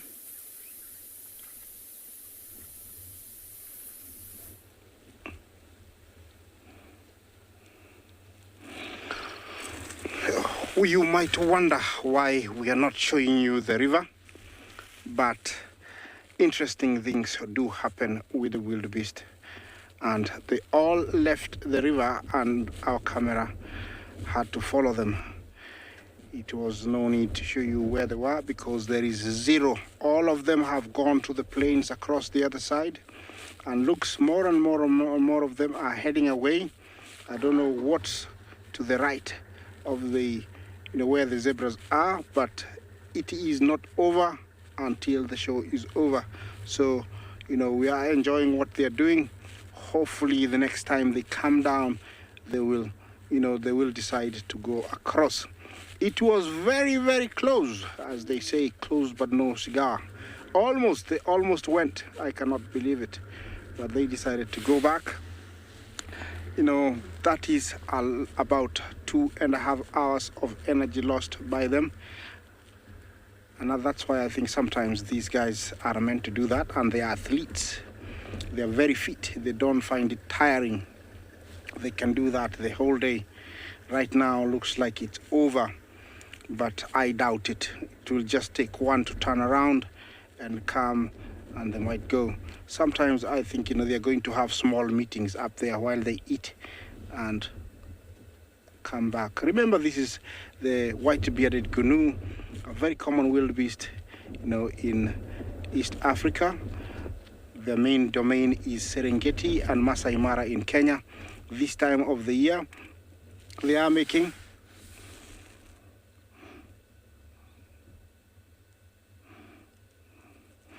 Julia, Jumbo, you say maybe they will cross tomorrow. You never know. They are wildebeest and they are allowed to do what they want. Yes, the only thing is I have to stay and we have to enjoy together so that we don't come tomorrow and they're gone. So we have to wait and see. Yes, I was talking about, they do the annual migration. And they are here for a very short time, about 3 months. And during this time, they are crisscrossing the river, which we enjoy. The river you're seeing here is the mighty Mara River that traverses the Masai Mara, about 80 to 100 kilometers through the Masai Mara. It divides it into two. It stretches about 300 kilometers from the Mau escarpment all the way to Lake Victoria. And it is nice and wide here. I would say it's one of the widest spots of the river. Right now it's flowing slightly higher than yesterday. From where you see it, it can go up to 30 feet.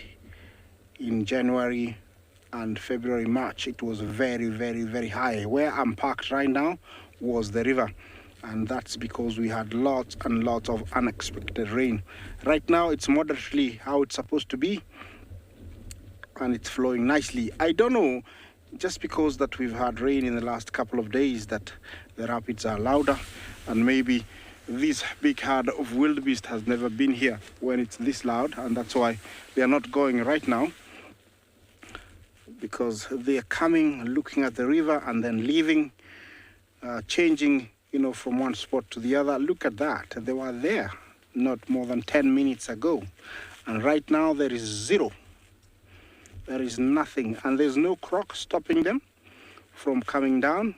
Or do we see one, James? Is there one? Oh, look at that. He just appeared. That's not a very good move, croc.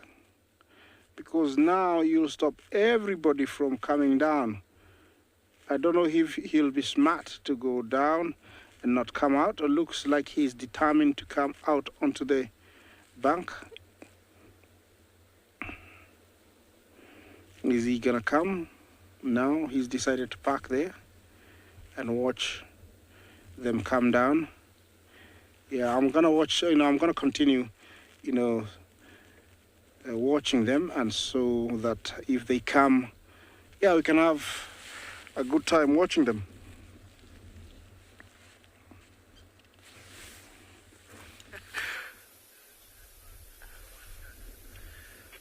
Welcome back to and Beyond Pinde, everyone.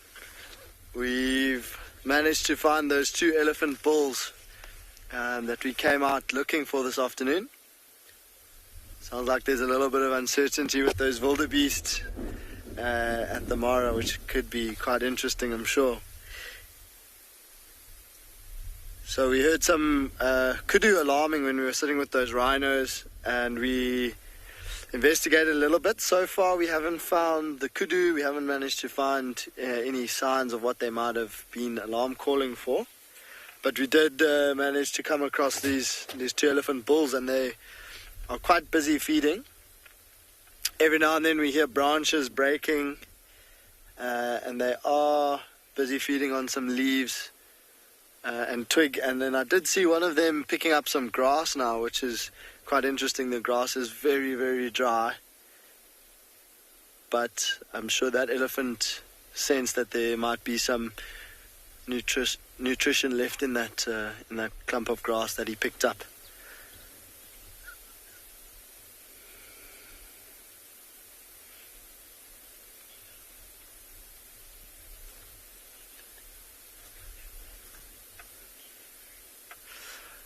So I only managed to catch a portion of that question, unfortunately. Just looking at this elephant bull, we can see that he's got quite skewed tusks. Oh, Minamu, thank you for the question. I managed to hear that time. So, do elephants trumpet only when they're upset? No, they can actually trumpet when they are in a number of different moods, but upset is the most common one that causes them to trumpet. But they will trumpet as well when they are excited.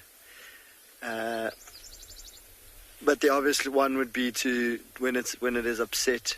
Trumpeting will let whatever is upsetting the elephant know that it's not happy, and that's the main reason why they would trumpet.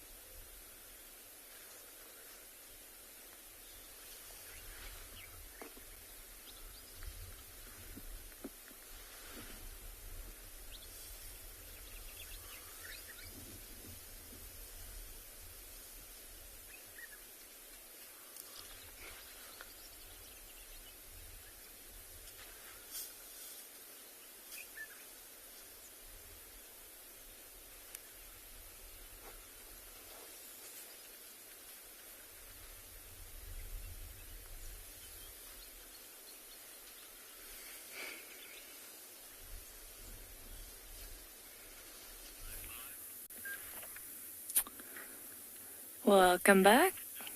Welcome back to Ngala, where we are still watching the elephants drinking in the riverbed.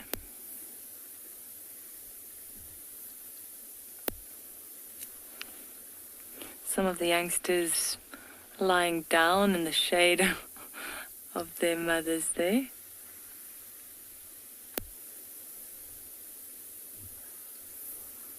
It's a long day on their feet, so this is actually the perfect place to be lying down. I'd like to come back to the tusks. Earlier there was a question asking how much does an elephant's tusks grow every year. And I've looked it up, and it seems like it's about 15 to 18 centimeters annually. So the average tusk length of an elephant is around 2 meters. And then just for interest's sake, I looked up what the largest recorded tusks were. And apparently it was an elephant in Kenya. He was named Ahmed. And his tusks both of them were around 3.5 meters. Now that is gigantic. most of the elephants you can see in front here, they've got fairly small tusks.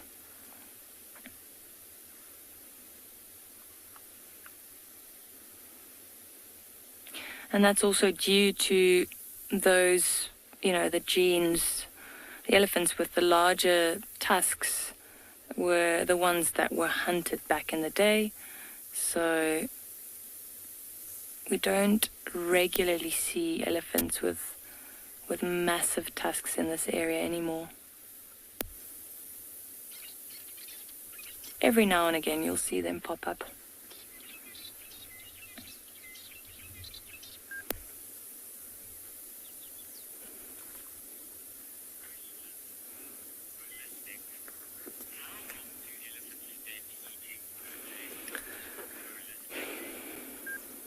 Holistic.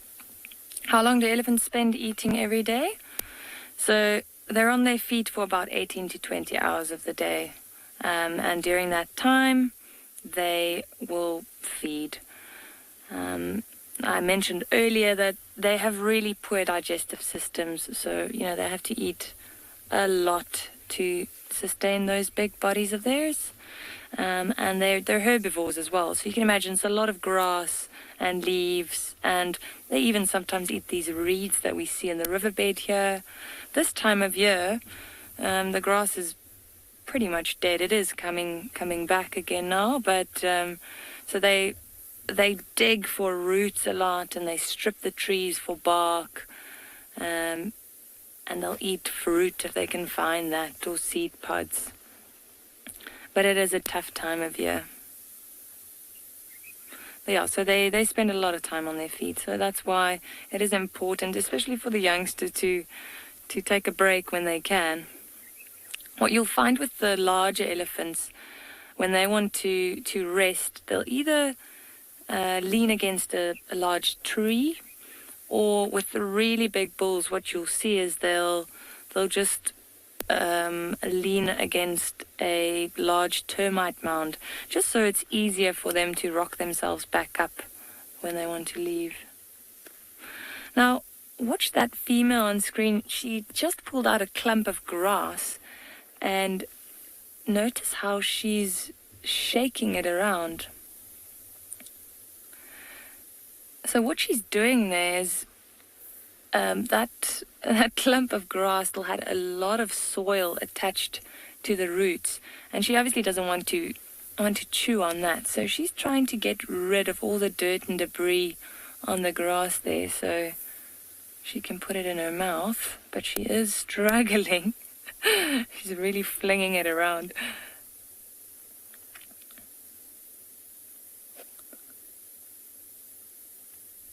Jeez.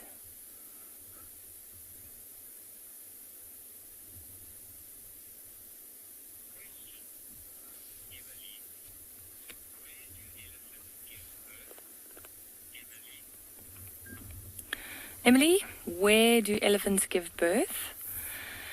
They don't have a specific area that they'll give birth. Whenever the female that needs to give birth is ready, she'll give birth. But what often happens is she'll give birth in the middle of the herd. So the rest of the herd will generally surround her, just to protect her and the new calf. You can imagine, with all the afterbirth and everything that comes along with an elephant giving birth, it will attract a lot of scavengers, and the other elephants they'll face out, and they'll be on the lookout for scavengers and predators.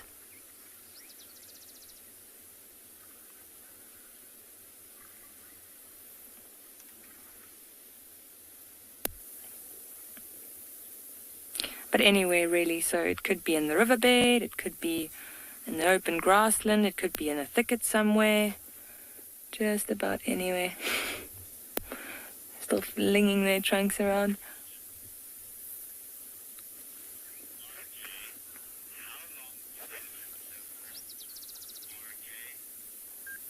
RJ, how long do elephants live for? In the wild, usually around 50 to 60 years, which is a very, very long time.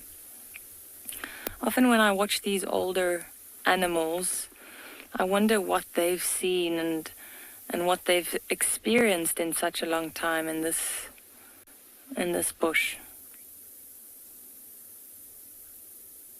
A lot of wisdom there.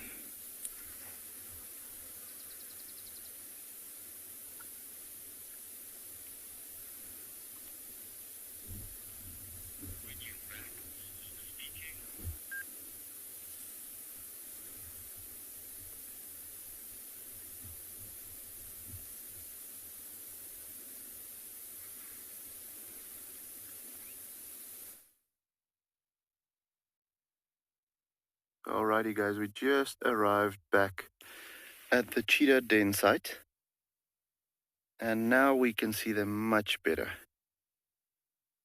You know, with the sun going lower, the shade is getting more, and so they are getting a little bit more adventurous. With it cooling down. Also, we left them earlier just because it was so warm. They wouldn't have done much. But this is just so cool. Look at that little guy looking at us. Shame. Not that I think he'll be able to see us at the moment. Their vision is not that great.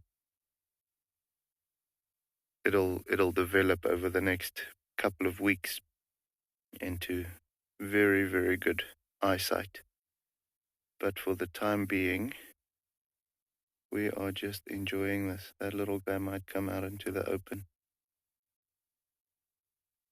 It seems almost like, because I'm not seeing the mom at the moment, it might be that she's gone off to maybe drink water or get something to eat. You know, with 3 babies like that, drinking from her constantly, she needs to replenish the stores quite a bit. So it might be that she went off to hunt and will only return a little later, and that's caused them also to be a little bit more, you know, have a longer leash, because mom's not here to tell them, come back. Oh, but this is just so cute. And as you can see, you know,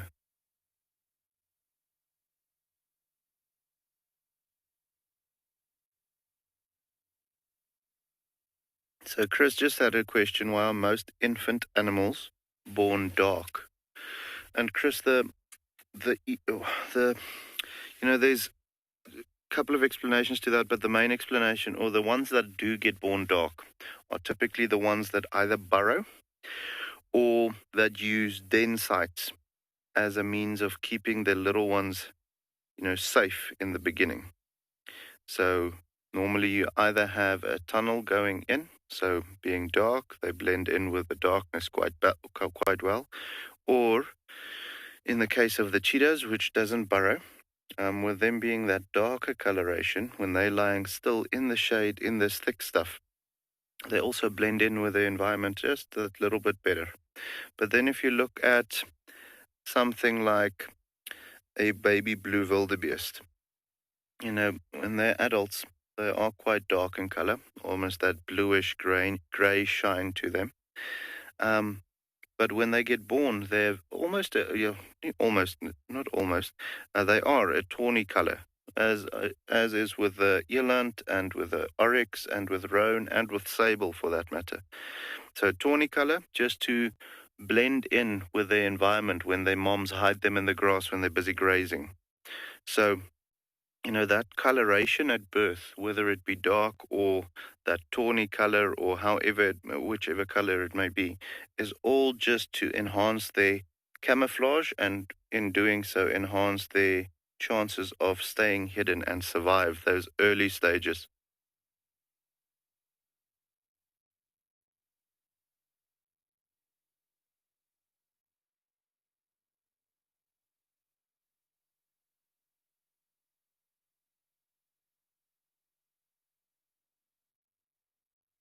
So yeah, guys, with them, I don't know if you noticed, we spoke about it the other day, you know, they are quite dark, and the original coloration that you see is dark, but when they come into the light, you know, if something does spot them and they go closer to those little cheetah cubs, you'll see on their backs they've got this little layer of white fluff, which is seemingly, when you look at it, it just makes them look cute to our eyes. But if you have, let's say, a jackal coming by and they see one of these little cubs and they see that white fluff on the back of the little cheetah, their first reaction is not baby cheetah, it will be honey badger. And I don't know how familiar those of you are with a honey badger. No one wants to mess with a badger at all. They are like little tanks. So that's going to be a bit of a startle effect that the little cheetah will have on potential enemies. But also then, like we said the other time as well, that longer fur is definitely good for them to keep a little warmer during cooler nights and so on, just because they can't regulate their body heat. But just look at how cute that is already. Stunning, stunning. Really, really beautiful.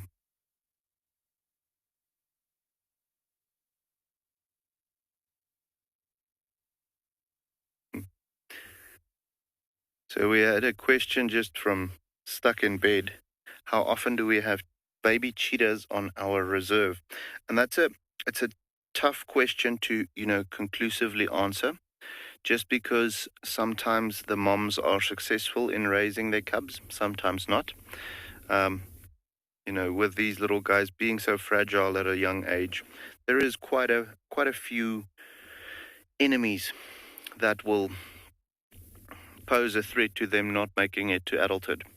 So if the mom is not, I don't want to say she's not a good mom, if she's unlucky with a litter, you'll find a female having babies maybe 3 times a year if she loses the first 2 litters. However, if she is, successful, she won't have cubs for another almost 18 months to 2 years before she'll get pregnant again. So it's difficult to really say. This is my first cubs like this that I've seen at Tswalu.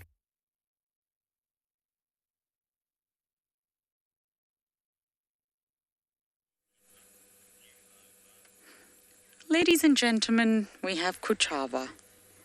It has been a while since I have seen Princess Kuchava. She's had us up and down, shall we say, everywhere. There's been an exhausting ride to find her, but we've got her in the Mulwanini on Chitwa Chitwa. Now, this is Tandy's daughter, for those of you who are not familiar with Kuchava. And she has a son. I'm not entirely sure where her son is at the minute. She's obviously left him behind, and she's been very busy. She's not stayed still for 1 second, but hopefully we can get some lovely viewers. I have a funny feeling she's looking for her next meal. She hasn't spotted it yet, but she was looking at some impala earlier. And I know some of you were worried about Kuchava because we hadn't seen her, but it's very normal to lose sight for wild animals for a while. It's a vast landscape here. Not as vast as Tswalu, but there's a lot of areas, plenty places they can hide. If they don't want to be seen, then they won't. Mvula is her father, proven by Panthera DNA, so she comes from great genes. She looks just like her mama. And she's 6 years old now, so she's in her prime. She's a dominant leopardess of Chitwa Chitwa and a large portion of Torchwood. She borders Sibue in the south, and she also borders her mother, Tandy, and Ikanyeni. So she's just sitting on this termite mound in the shade here, but I have a funny feeling she's going to bounce off after some delicious antelope soon.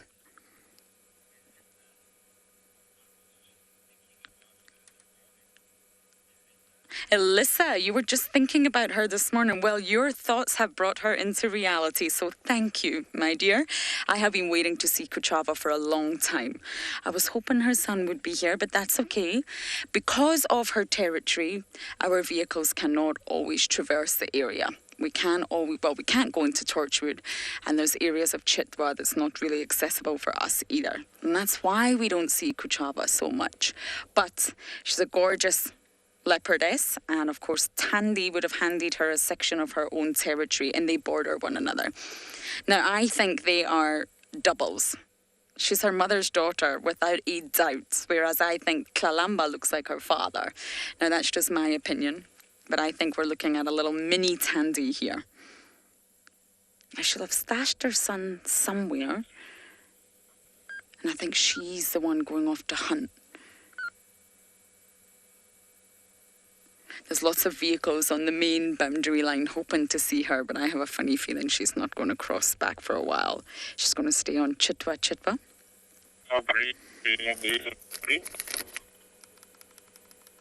But it's so fantastic to see her.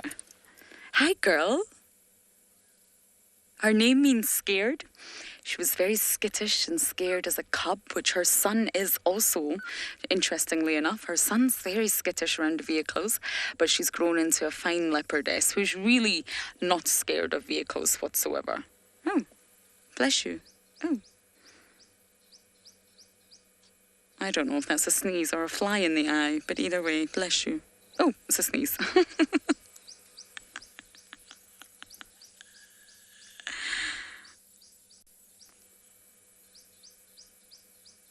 Oh, she's not happy. She's sneezing, biting. What is it? And if you look at her left ear, it's got quite obvious notches. You see that? There's almost like 3 little notches in her left ear, and that's a perfect way to identify her. You need to pull out the key identification features when you are looking at leopards. But for me, it's just a mama.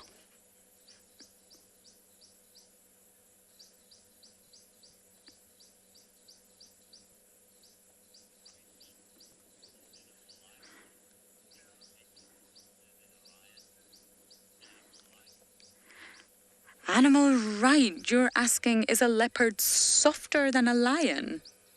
Just want to make sure I got that question right before I go into one of my speeches. Oh, faster. We're having some accent troubles here. Can a leopard run faster than a lion? I believe a leopard can run marginally faster than a lion, but they can endure it for a little bit longer.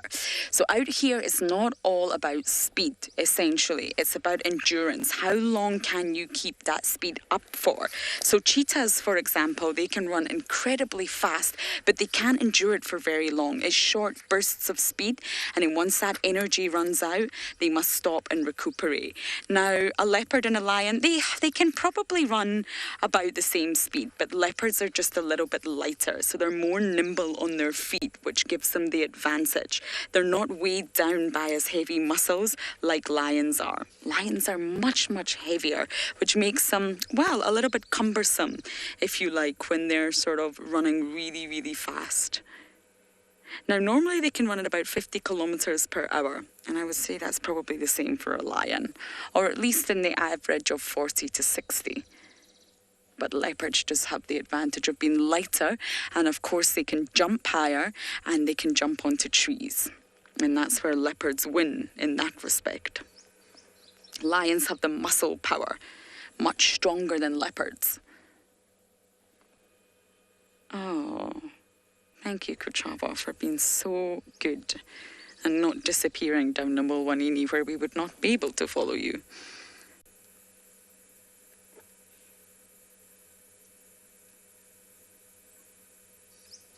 And again, it's all about the energy budget. So if a leopard runs too fast for too long, they'll absolutely exhaust themselves. And animals don't want to do that because it would leave them vulnerable. So normally leopards only really reach top speeds when they're A, launching an attack very close to the prey, or B, escaping a predator, normally another leopard or a lion.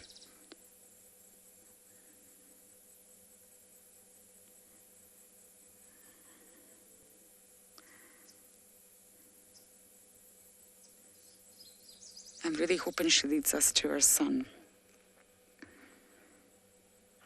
Wouldn't that be a fantastic end to a great afternoon?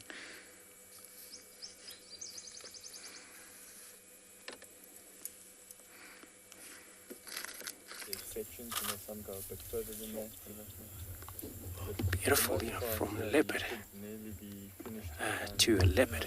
Isn't that amazing? what we got right here is a hukumuri, a big leopard from the west. We at Simbambile property right now as we speak. And was just driving. I've been called that he's around here, and looks like he killed an impala. We just couldn't stay there because we knew for sure that we gotta see him. We have to see him. It's a lot of car. Probably want to come to see the same animal. But here we got this beautiful male. I know he's looking away from us. Is that because he has 3 vehicles? He might have a lot of voices from other side. It's because there's other 2 vehicles on this sighting. But you can tell his size of this male, so big. And then he actually did very good. What I seen there with his kill, he actually hoisted it up in a tree. That's for safety. Seems to be very much wise leopard to do that. A thing that he worked harder to get, but he has to protect it. Then is that now, if it's anything happened, could be that maybe another leopard could do the same, could come and steal the kill from the tree, but otherwise it's safe in there, no vulture. I'm gonna reverse a little bit back here because there's a car in front of me. It looks like I'm blocking their way. They want to move out, so just so sorry about that. I will be right back.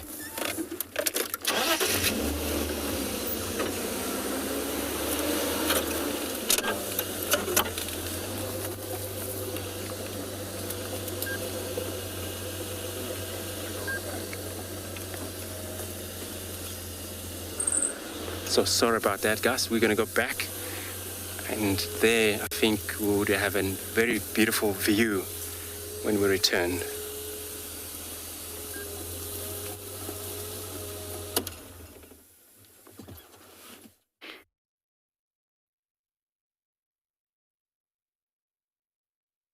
So guys, we are busy looking at a baby doing what babies does best, sleeping.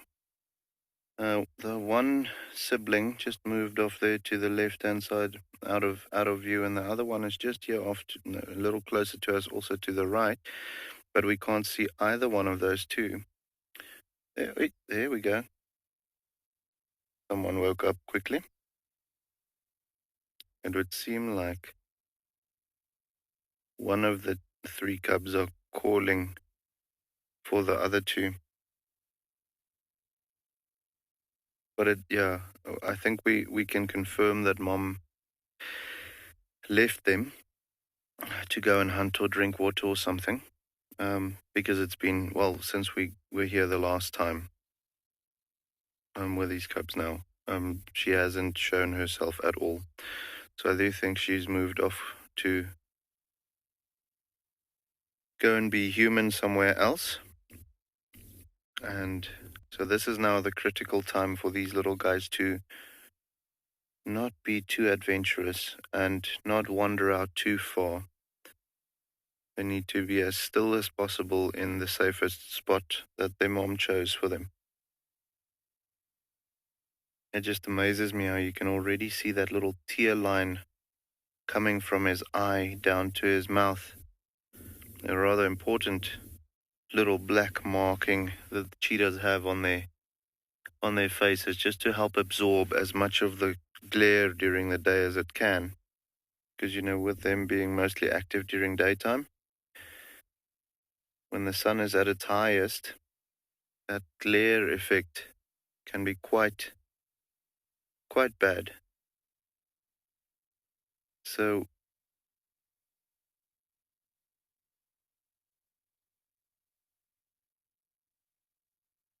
Bob, you are absolutely right. They are super cute.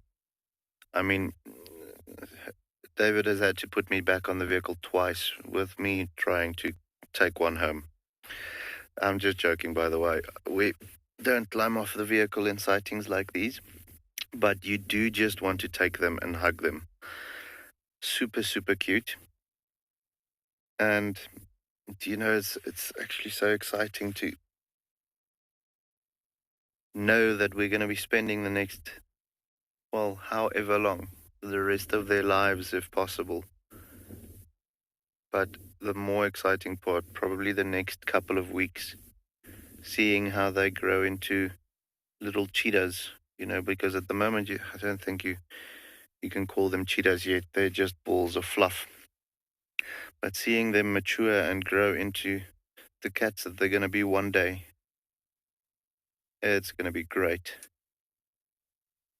Oh, but lazy. When their mother was here earlier, we didn't get a good view. It was quite thick where they were laying then. But we do know that they were drinking quite a bit of milk. You could just see the tails flicking all the time. So those bellies are going to be full of nice warm milk. And with this afternoon sun just baking them here and there, makes for a very sleepy baby cheetah.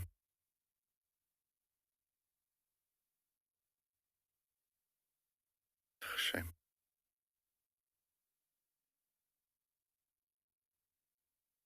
We're hoping that they won't sleep like this for too long. We're actually hoping for them to, get a little curious about us. Luckily, we know we're not a threat to them. So if they can come a little closer, that would be great for us. But we'll as soon as that happens, guys, we'll come back here now.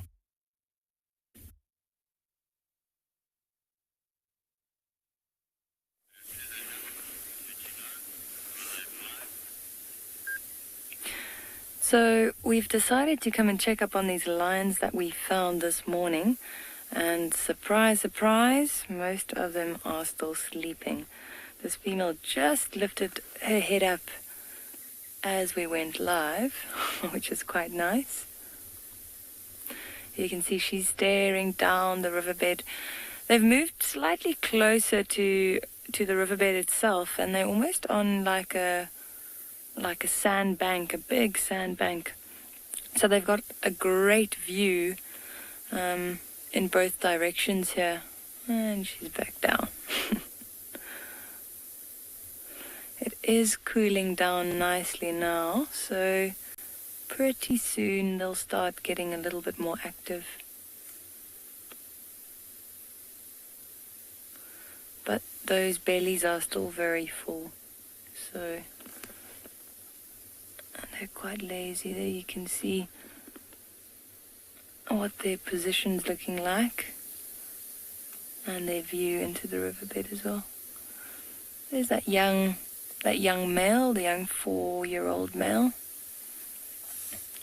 And see the mane starting behind the ears there, and then that little mohawk on top of the head.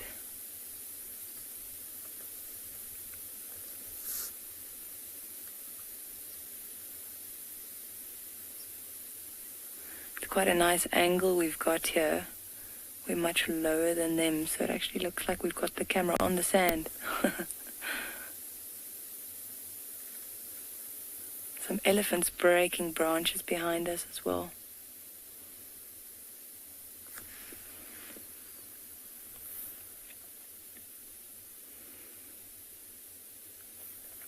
So this is the 4 that was separated from the pride. But like I said this morning, they're not too far away, so I'm sure when it gets a bit cooler, they'll all join up again.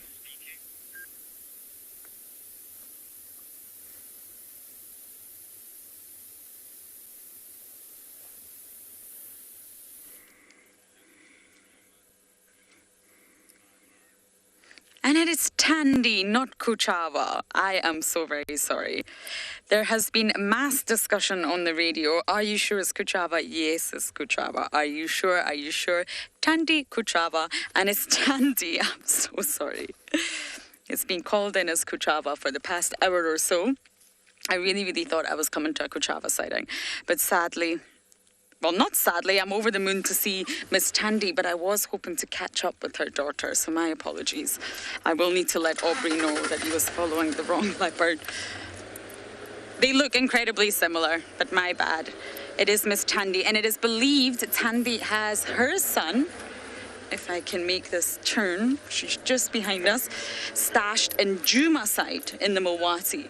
So she's obviously hungry, looking for something to hunt, and her son is on Juma, which is good news, but of course, oh, she's gone flat. I wonder if she sees anything. Can you get her from here, Theo? She's just over there behind the grass. Aubrey. I'm just going to let Aubrey know because I think everyone's looking for Tandy in the north. And there's no point in following the wrong leopard. No, I thought she spotted something there, but she didn't. And the minute she stands up, Tandy's tummy is really a giveaway. When it comes to Tandy, sometimes that's the first thing you could look for. Because she is 14 years old, she does have a saggy tummy. And off she goes. I wonder if she'll cross into Torchwood. If she crosses Gowrie Main in a northerly direction, guess what, everybody? We cannot follow.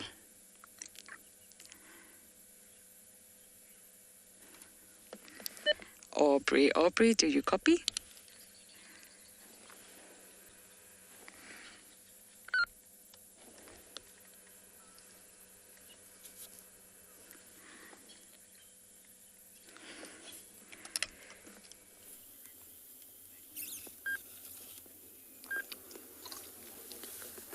So sad that over Tandy heading back north again.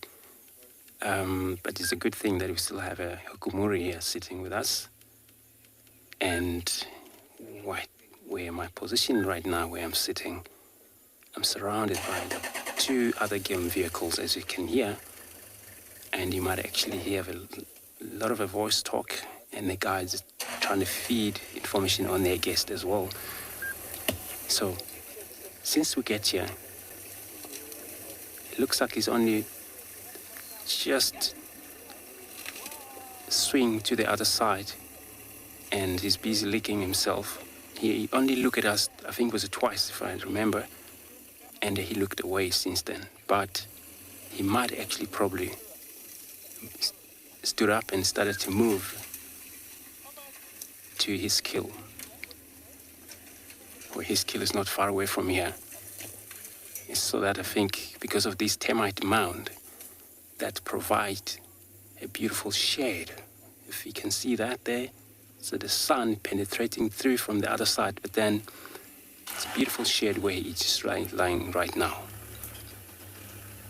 And you look at his tummy, it's actually expand a little bit because he just ate. You can see how beautiful these patterns are. Such a beautiful cat of a Hukumuri male.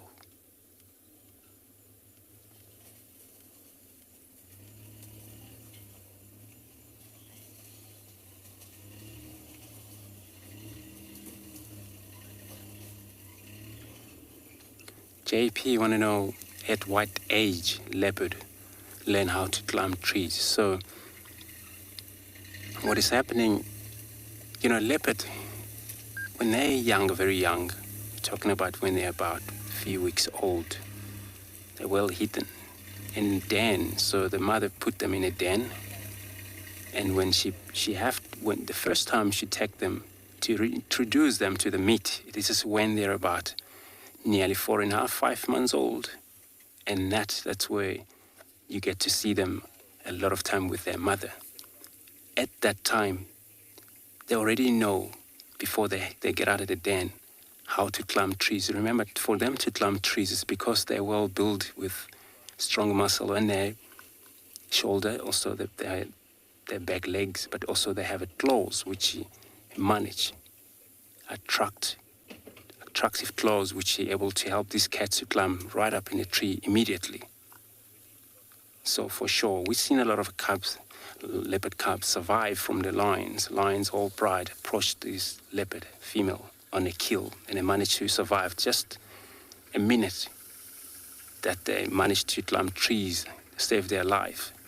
They don't have to actually climb a big tree or for safety if they don't have any plans, any trees that they feel that lions can't get up into, and they have to do that. So yeah, they climb from the minute they learn to get out of the den. They're playful, climb trees around the den. If it's safer, mother should let them move around too much out of the den.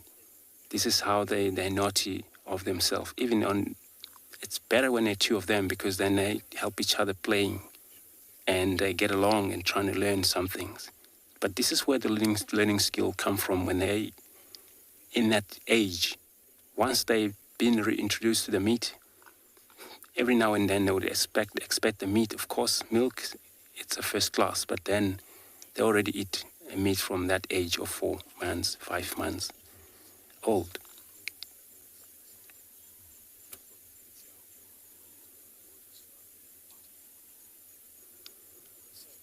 So they will blend in cat. We're talking about many of this cat.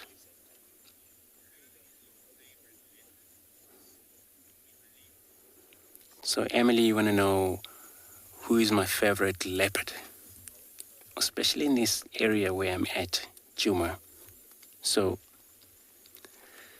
it's quite hard to tell, my favorite one died, which was Mvula, and comes the second one was Karula also. She's not around. So I'll put Tando on the line as my favorite right now. So I'm just going to go from this family, I'm going now downwards.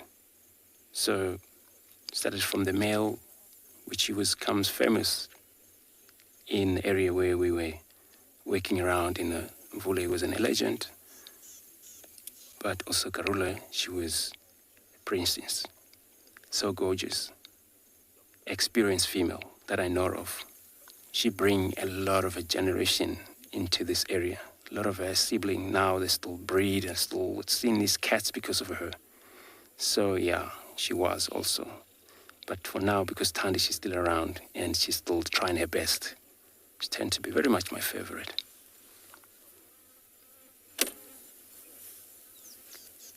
So now all we see is a tail. They feel comfortable now because there's nothing much disturbing them. So for example, if there is a danger around here, he wouldn't be relaxed like this. So we know the danger. We're all around him, for sure, but he doesn't really look at us since we get here. And actually, since we started this, it was not such a rise looking at him or at us. So remember, everyone, to ask questions, very important, drop question on #WildEarth on YouTube, Twitter as well. So we go through these questions and we're here for that.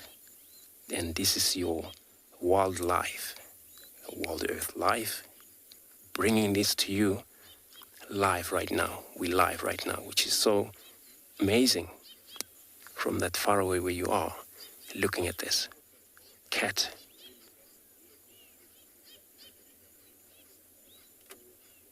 You can see the pattern there. So leopard have a rosette spot. We always, a rosette spot, that's a leopard. But the solid spot, and that's a cheetah. But you see leopard, they're all full body animal, especially males, which weigh anything from 70, been seen way up to 80 kg, but they're so powerful animal that even the females, she weighs 60, 65, where you found most of the prey species they go for, which is impala, also weigh the similar age as the female leopard. You found that impala has been hosted up in a tree, which actually equals their weight. And this is amazing things. And to do that, when you see them putting that impala up in the trees, it's looked like machinery. It doesn't take too long. and they're right up in there.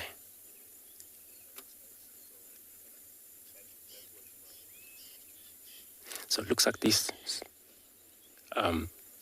particular cat we're looking at it right now is very good on saving his kill, knowing that anything could have happened. Looks like he doesn't worry too much about vulture been spotting this meat up in a tree, so all you worry is that you need to save it no matter what. We'll stick around here for a while, see what is happening.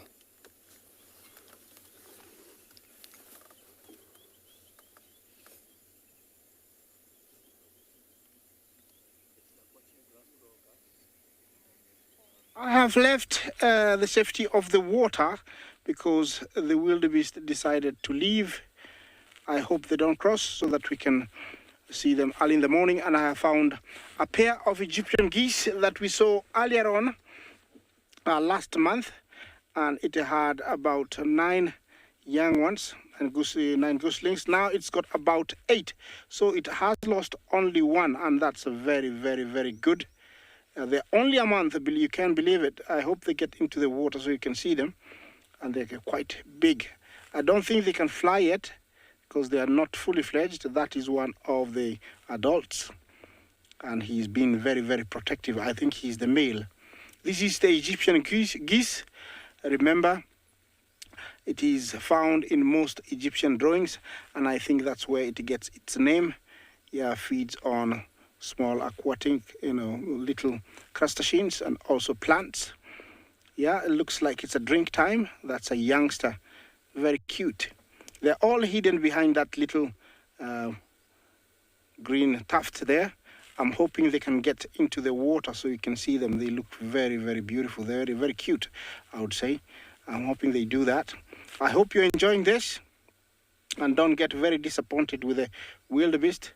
They are wildebeest and they will always be wildebeest. I hope we can share a crossing tomorrow. Come on, geese. Are you going to put your little ones in the water? Yeah, I don't know what's happening. Maybe they have decided to stay there.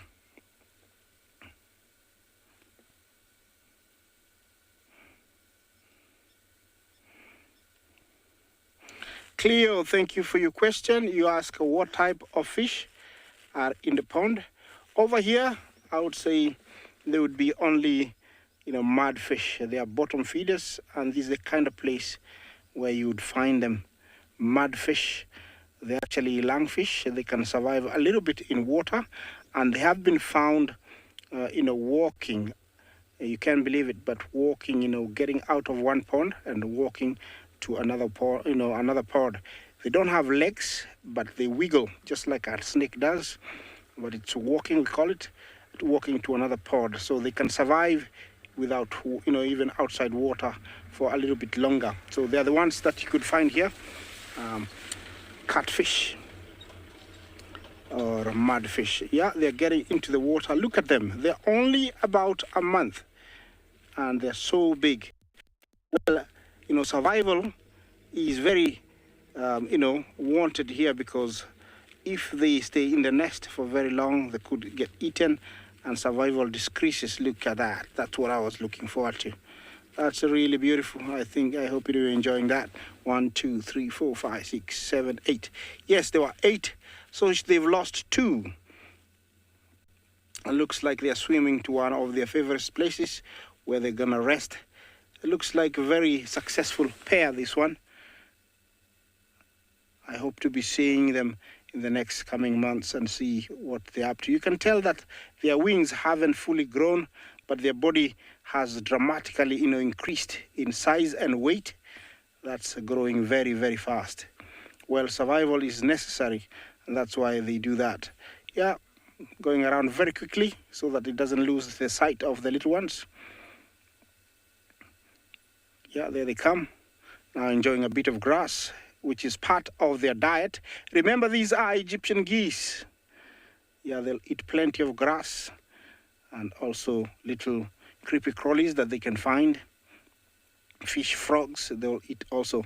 When they mate and, they usually find a very flat area in a tree or besides water where they lay their eggs, there could be even up to 20.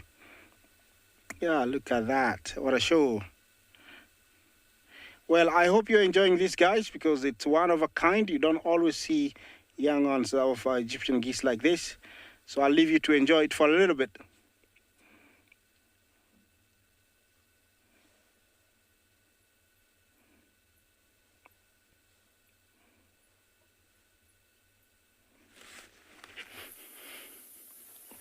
All right.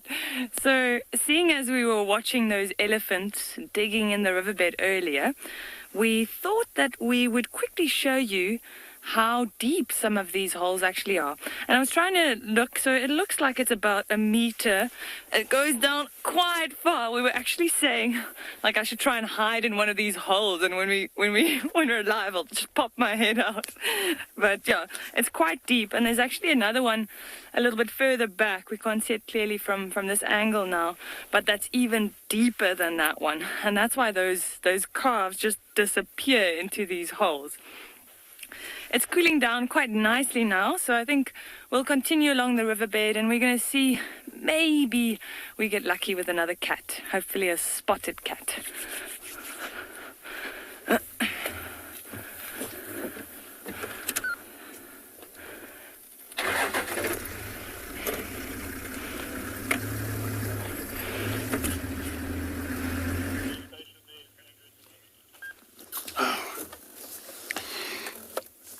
Beautiful leopard still sleeping. It looks like now we're the only one here, so just gonna wait a little while, see what he does for us. But he hasn't thinking of moving to that kill yet. So we're not sure when last he eaten. But that impala, when we look at it, looks like it's been eaten at right at the back. That's the start off. And maybe that's where he get his full belly from. So there the meat is safe. But you remember, they are solitary animal.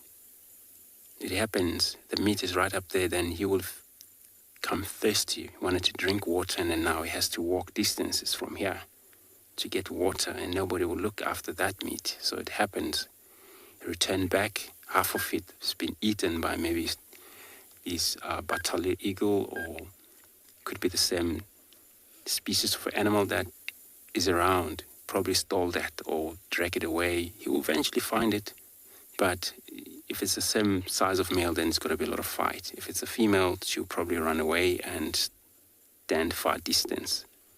As the male, they always push female on a kill. If they're scavengers as well. They can scavenge from one another, and lions can scavenge from them. And these can scavenge from cheetah. And then we saw the other day the dogs, what they were doing with the kalamba.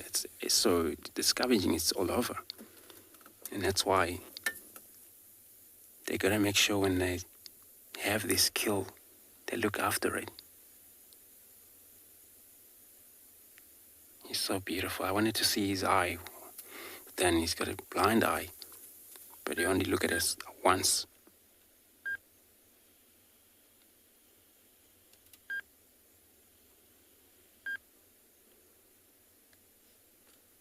So for them, hunt by night and day. This is the leopards out here. So when it's cooler during the day, there is a prey species around.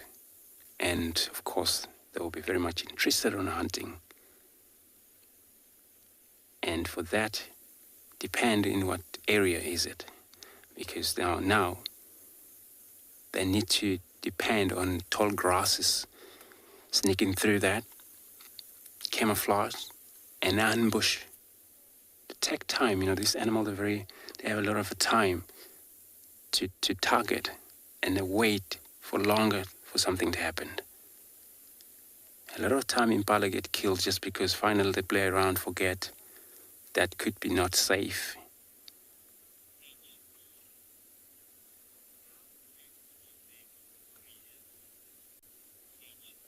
HB, how heavy we think it is. So he's actually fully grown, so I would put him around or maybe 65 or 65, 70 kg, I would say, is a big fellow. This is a big male. I think somewhere around there. So the reason I'm saying fully grown female only weighs 60 kilogram, 55, 60 kilogram, that's average weight for female, and a male weighs more than that. So I'll put him around there. Could be more, could be less, I think, but somewhere around there. It's been a record of big female that was weighing around 95 kg or something like that. That was a big one. So I only saw that on a research when I'm trying to see how things going in the reserve.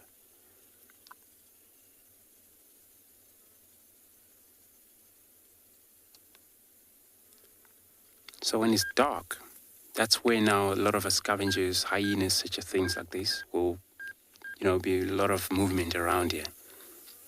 So if that kill is not actually, the stomach it's separate, because this is very important for them. When they eat, they gotta make sure the content. It's, as I speak, is a hyena coming from the way distance, but we're only gonna show you when he comes nearby here. But he's probably maybe gonna come near the car because they know every time when there's a car, and they know maybe something watching. So where now we're taking you into, as we speak, there's a hyena. Looks like a big female hyena there. It's heading straight to that kill position, but he hasn't noticed, or he just rolled over, and the hyena's running into that direction of the kill.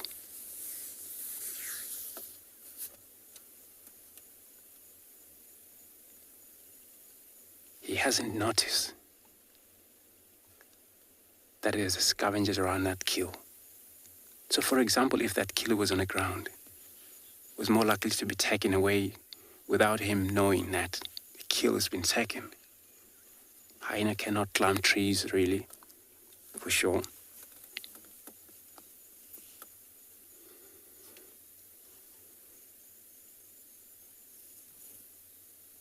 But if it's in a bone, hyena may pick up their crunch, which is not far away here.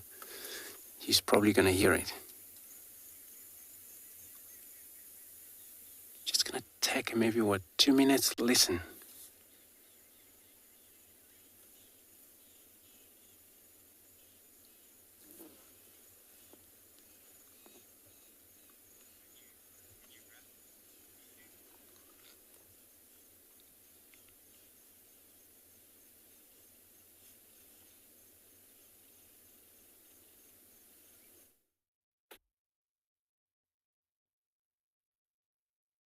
All right, guys, we've just actually on our way back to camp found this other cheetah. I'm not even sure whether it's male or female, I'm going to be honest with you, because this is one of the wild ones. As soon as it saw us coming over the dune, it immediately took off. Well, it didn't take off, but went and got a little spot to hide in. And when we switched off the vehicle, as soon as we saw where the tracks went off the road, when we switched off the vehicle, we actually then, he relaxed and is moving now. He or she, as I said, I don't know whether it's male or female. But it just shows you the different personalities of each individual, Some of them are completely relaxed, like that one with the cubs at the moment. Others, not so much. And, the more we see them, the wild ones like this one, the more we see that individual and he sees that, or she sees that we are not a threat to them, the more and more relaxed they will become. Well, hopefully. Some of their personalities are just too strong and you will never get them to accept the vehicle close to them. Others, with time, if you work, with them and show them that they don't need to fear you, then you might actually get where they relax and they come a little, allow the vehicle a little closer to them. So it's all, a work in progress, constantly having to be out there. Even the tame, and well, no, tame is a bad word. The animals that are used to the vehicles, the habituated animals, also need to constantly see vehicles around them. Otherwise, if you leave them alone for, let's say, 3 or 4 months and only come to them with a vehicle then they are definitely going to be a little bit more wild than what you left them with. Some of them might even completely reject the vehicle then. So very important to have that, almost like a relationship with one another, where it has to come from both sides. Always a work in progress to be able to keep the relationship strong. But yeah, what a good surprise.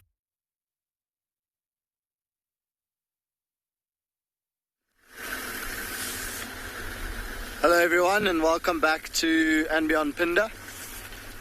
We've tried our best to find the lions after we left those elephants, and it seems that if they did leave where they were left this morning, the wind has blown all the tracks away. We even went down on a little bit of a walk to see if we could find any track or sign of them. We had those kudus alarm calling. We've investigated in this area. We haven't had much luck. So what we thought we'd do is there's a beautiful mountain up ahead of us. We're going to try and drive through this little valley and see if we can find any nocturnal animals maybe starting to get active for this evening.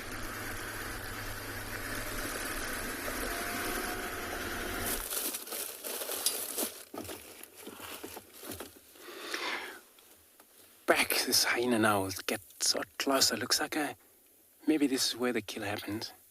I'm not sure, but it seems that hyena is picking up some of probably the content that was left behind. I think so.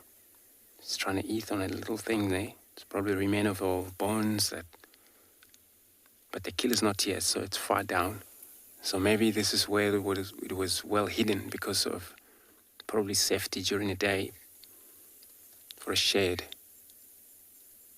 So glad that they actually managed to,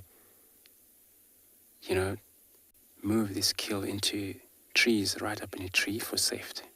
This hyena, I'm sure, you can see, look at the size of a female. These things are so strong, can win leopard so easy. So mainly they're not scared of leopard. Even when you're looking at this big leopard like this, they always win their kill quite easy.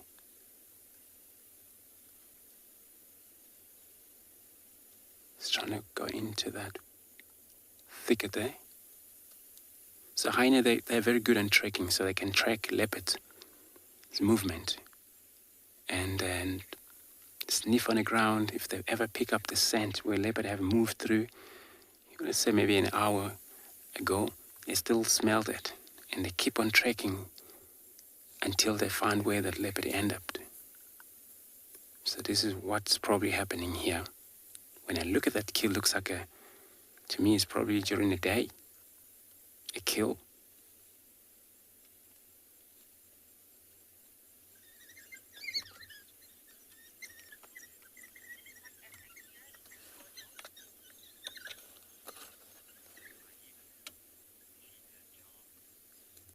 Yeah, it is. It is indeed. I mean, I'm not sure where this kind of hyena come from. Usually this is actually first time to see a hyena in color like this. But, mainly when I grew up, they change color. Looks like this is kind of a mix with kind of like pinkish. Because maybe that's where they mound, they sleep on.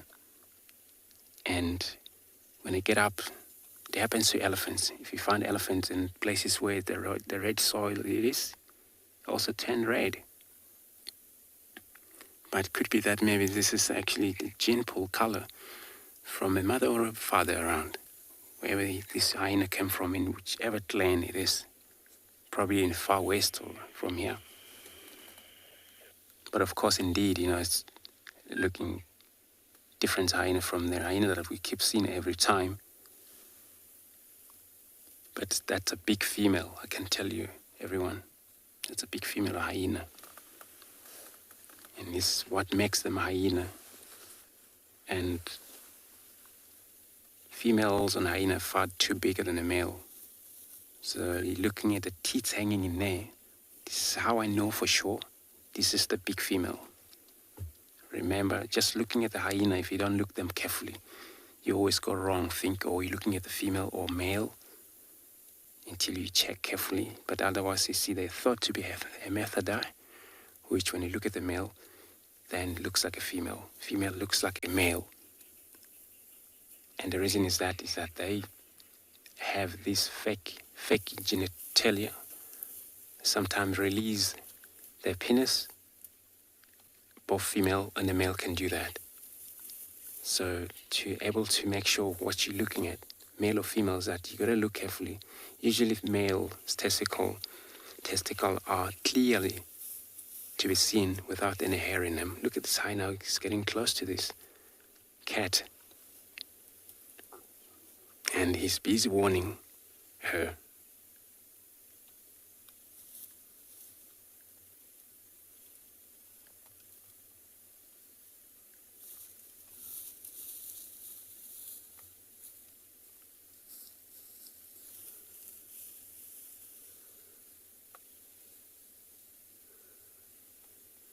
Off you go, hyena, but still not so far away.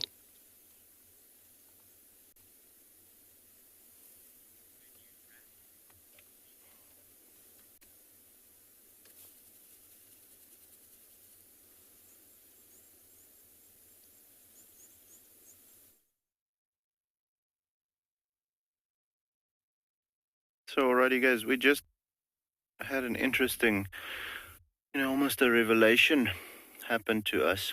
This is the same cheetah that we just saw, and we understand now why she was hiding as soon as we approached. This is the mom of those cubs that we were with just now, about a half an hour ago. And so obviously she's heading back towards the den site, and she doesn't want anything to follow her. So because of that, as soon as she saw that she got spotted, she went and found a hiding place. But then when we investigated a little closer, that's when she moved off, and we saw her moving along that thicket. But then, now that she's realized we've spotted her, she's relaxed completely and actually came a little closer to the vehicle. But just look at the interesting behavior. She was on a mission when we found her at first. Like walking, nothing was going to stop her to get to where the den is. And now, as soon as we spotted her the second time, when we drove a little closer on the road and she came closer to the vehicle, she went and she lied down. And now she's acting as if she's got nothing to do but lie on the ground. And that's just because she doesn't want to lead us to the, with us now having spotted her, she might think, okay, but if they follow me, we're going to arrive at the den site and my cubs might be in trouble.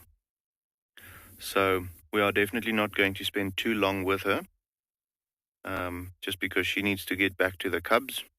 That's number one priority for us also at the moment.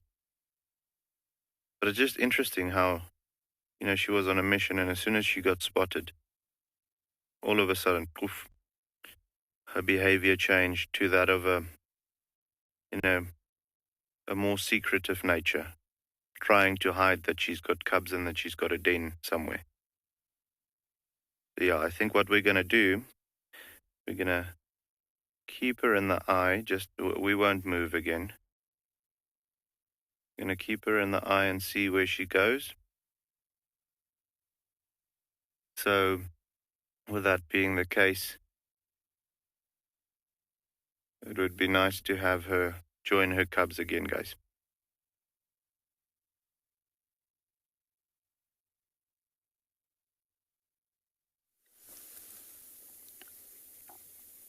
it's been a very exciting afternoon, everyone. It's actually gone all horribly wrong. Thinking I was going to Kochava ended up being Tandy, and then we got stuck. So since the last time you saw us, we got rescued by another vehicle. Yes, I don't know what more to say. We were trying very hard to keep up with Tandy and we got stuck on a rock, so there you have it. I haven't made much progress since Tandy disappeared off into Torchwood because I was stuck in a riverbed. So it's been an interesting experience, got my hands dirty for the day, and yes, at least we saw a leopard. It wasn't the leopard that I thought, but hey, we managed to keep up with Tandy, and I'm still convinced her little cub is in Djuma, so it leaves good prospects for tomorrow.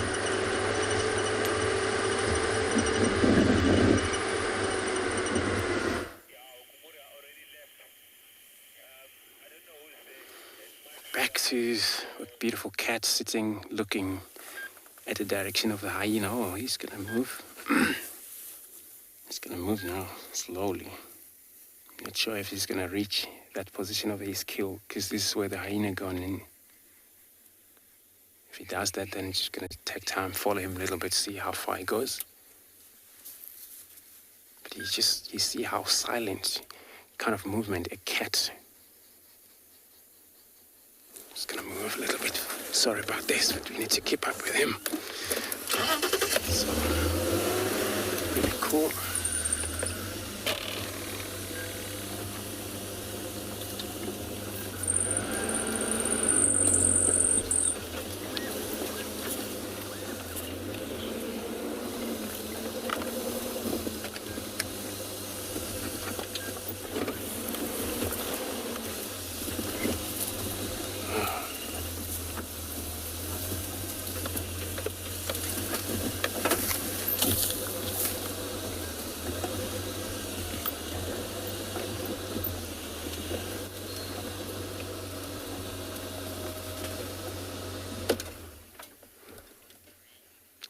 How long can leopards sleep for?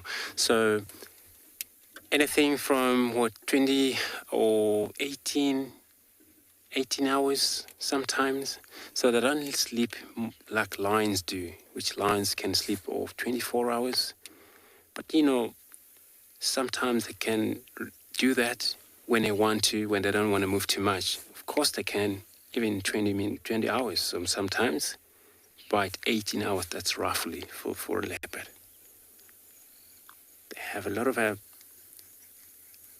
energy, this cat, than the lions do. Where lions will lie in a shed until late night. When you come track for them, you find them not far from where they were the last time. So they didn't move too much. And then look at this tail, it's an amazing to see that. It's pretty much white on the tip end because they communicate using this tail, especially the female when they're with the cubs. And then also the cubs will follow the white, play with the white. It's sometimes a visual communication in terms of the warning signal when they don't like each other or the cat is upset, the tails work. And this is what these cats do. So all the animals they have follow me mechanism, all of them. But for cats, if you look behind their ears, it's pitch black. But this could be one of the follow me mechanisms when they move through the darknesses for camouflage. He just went flat.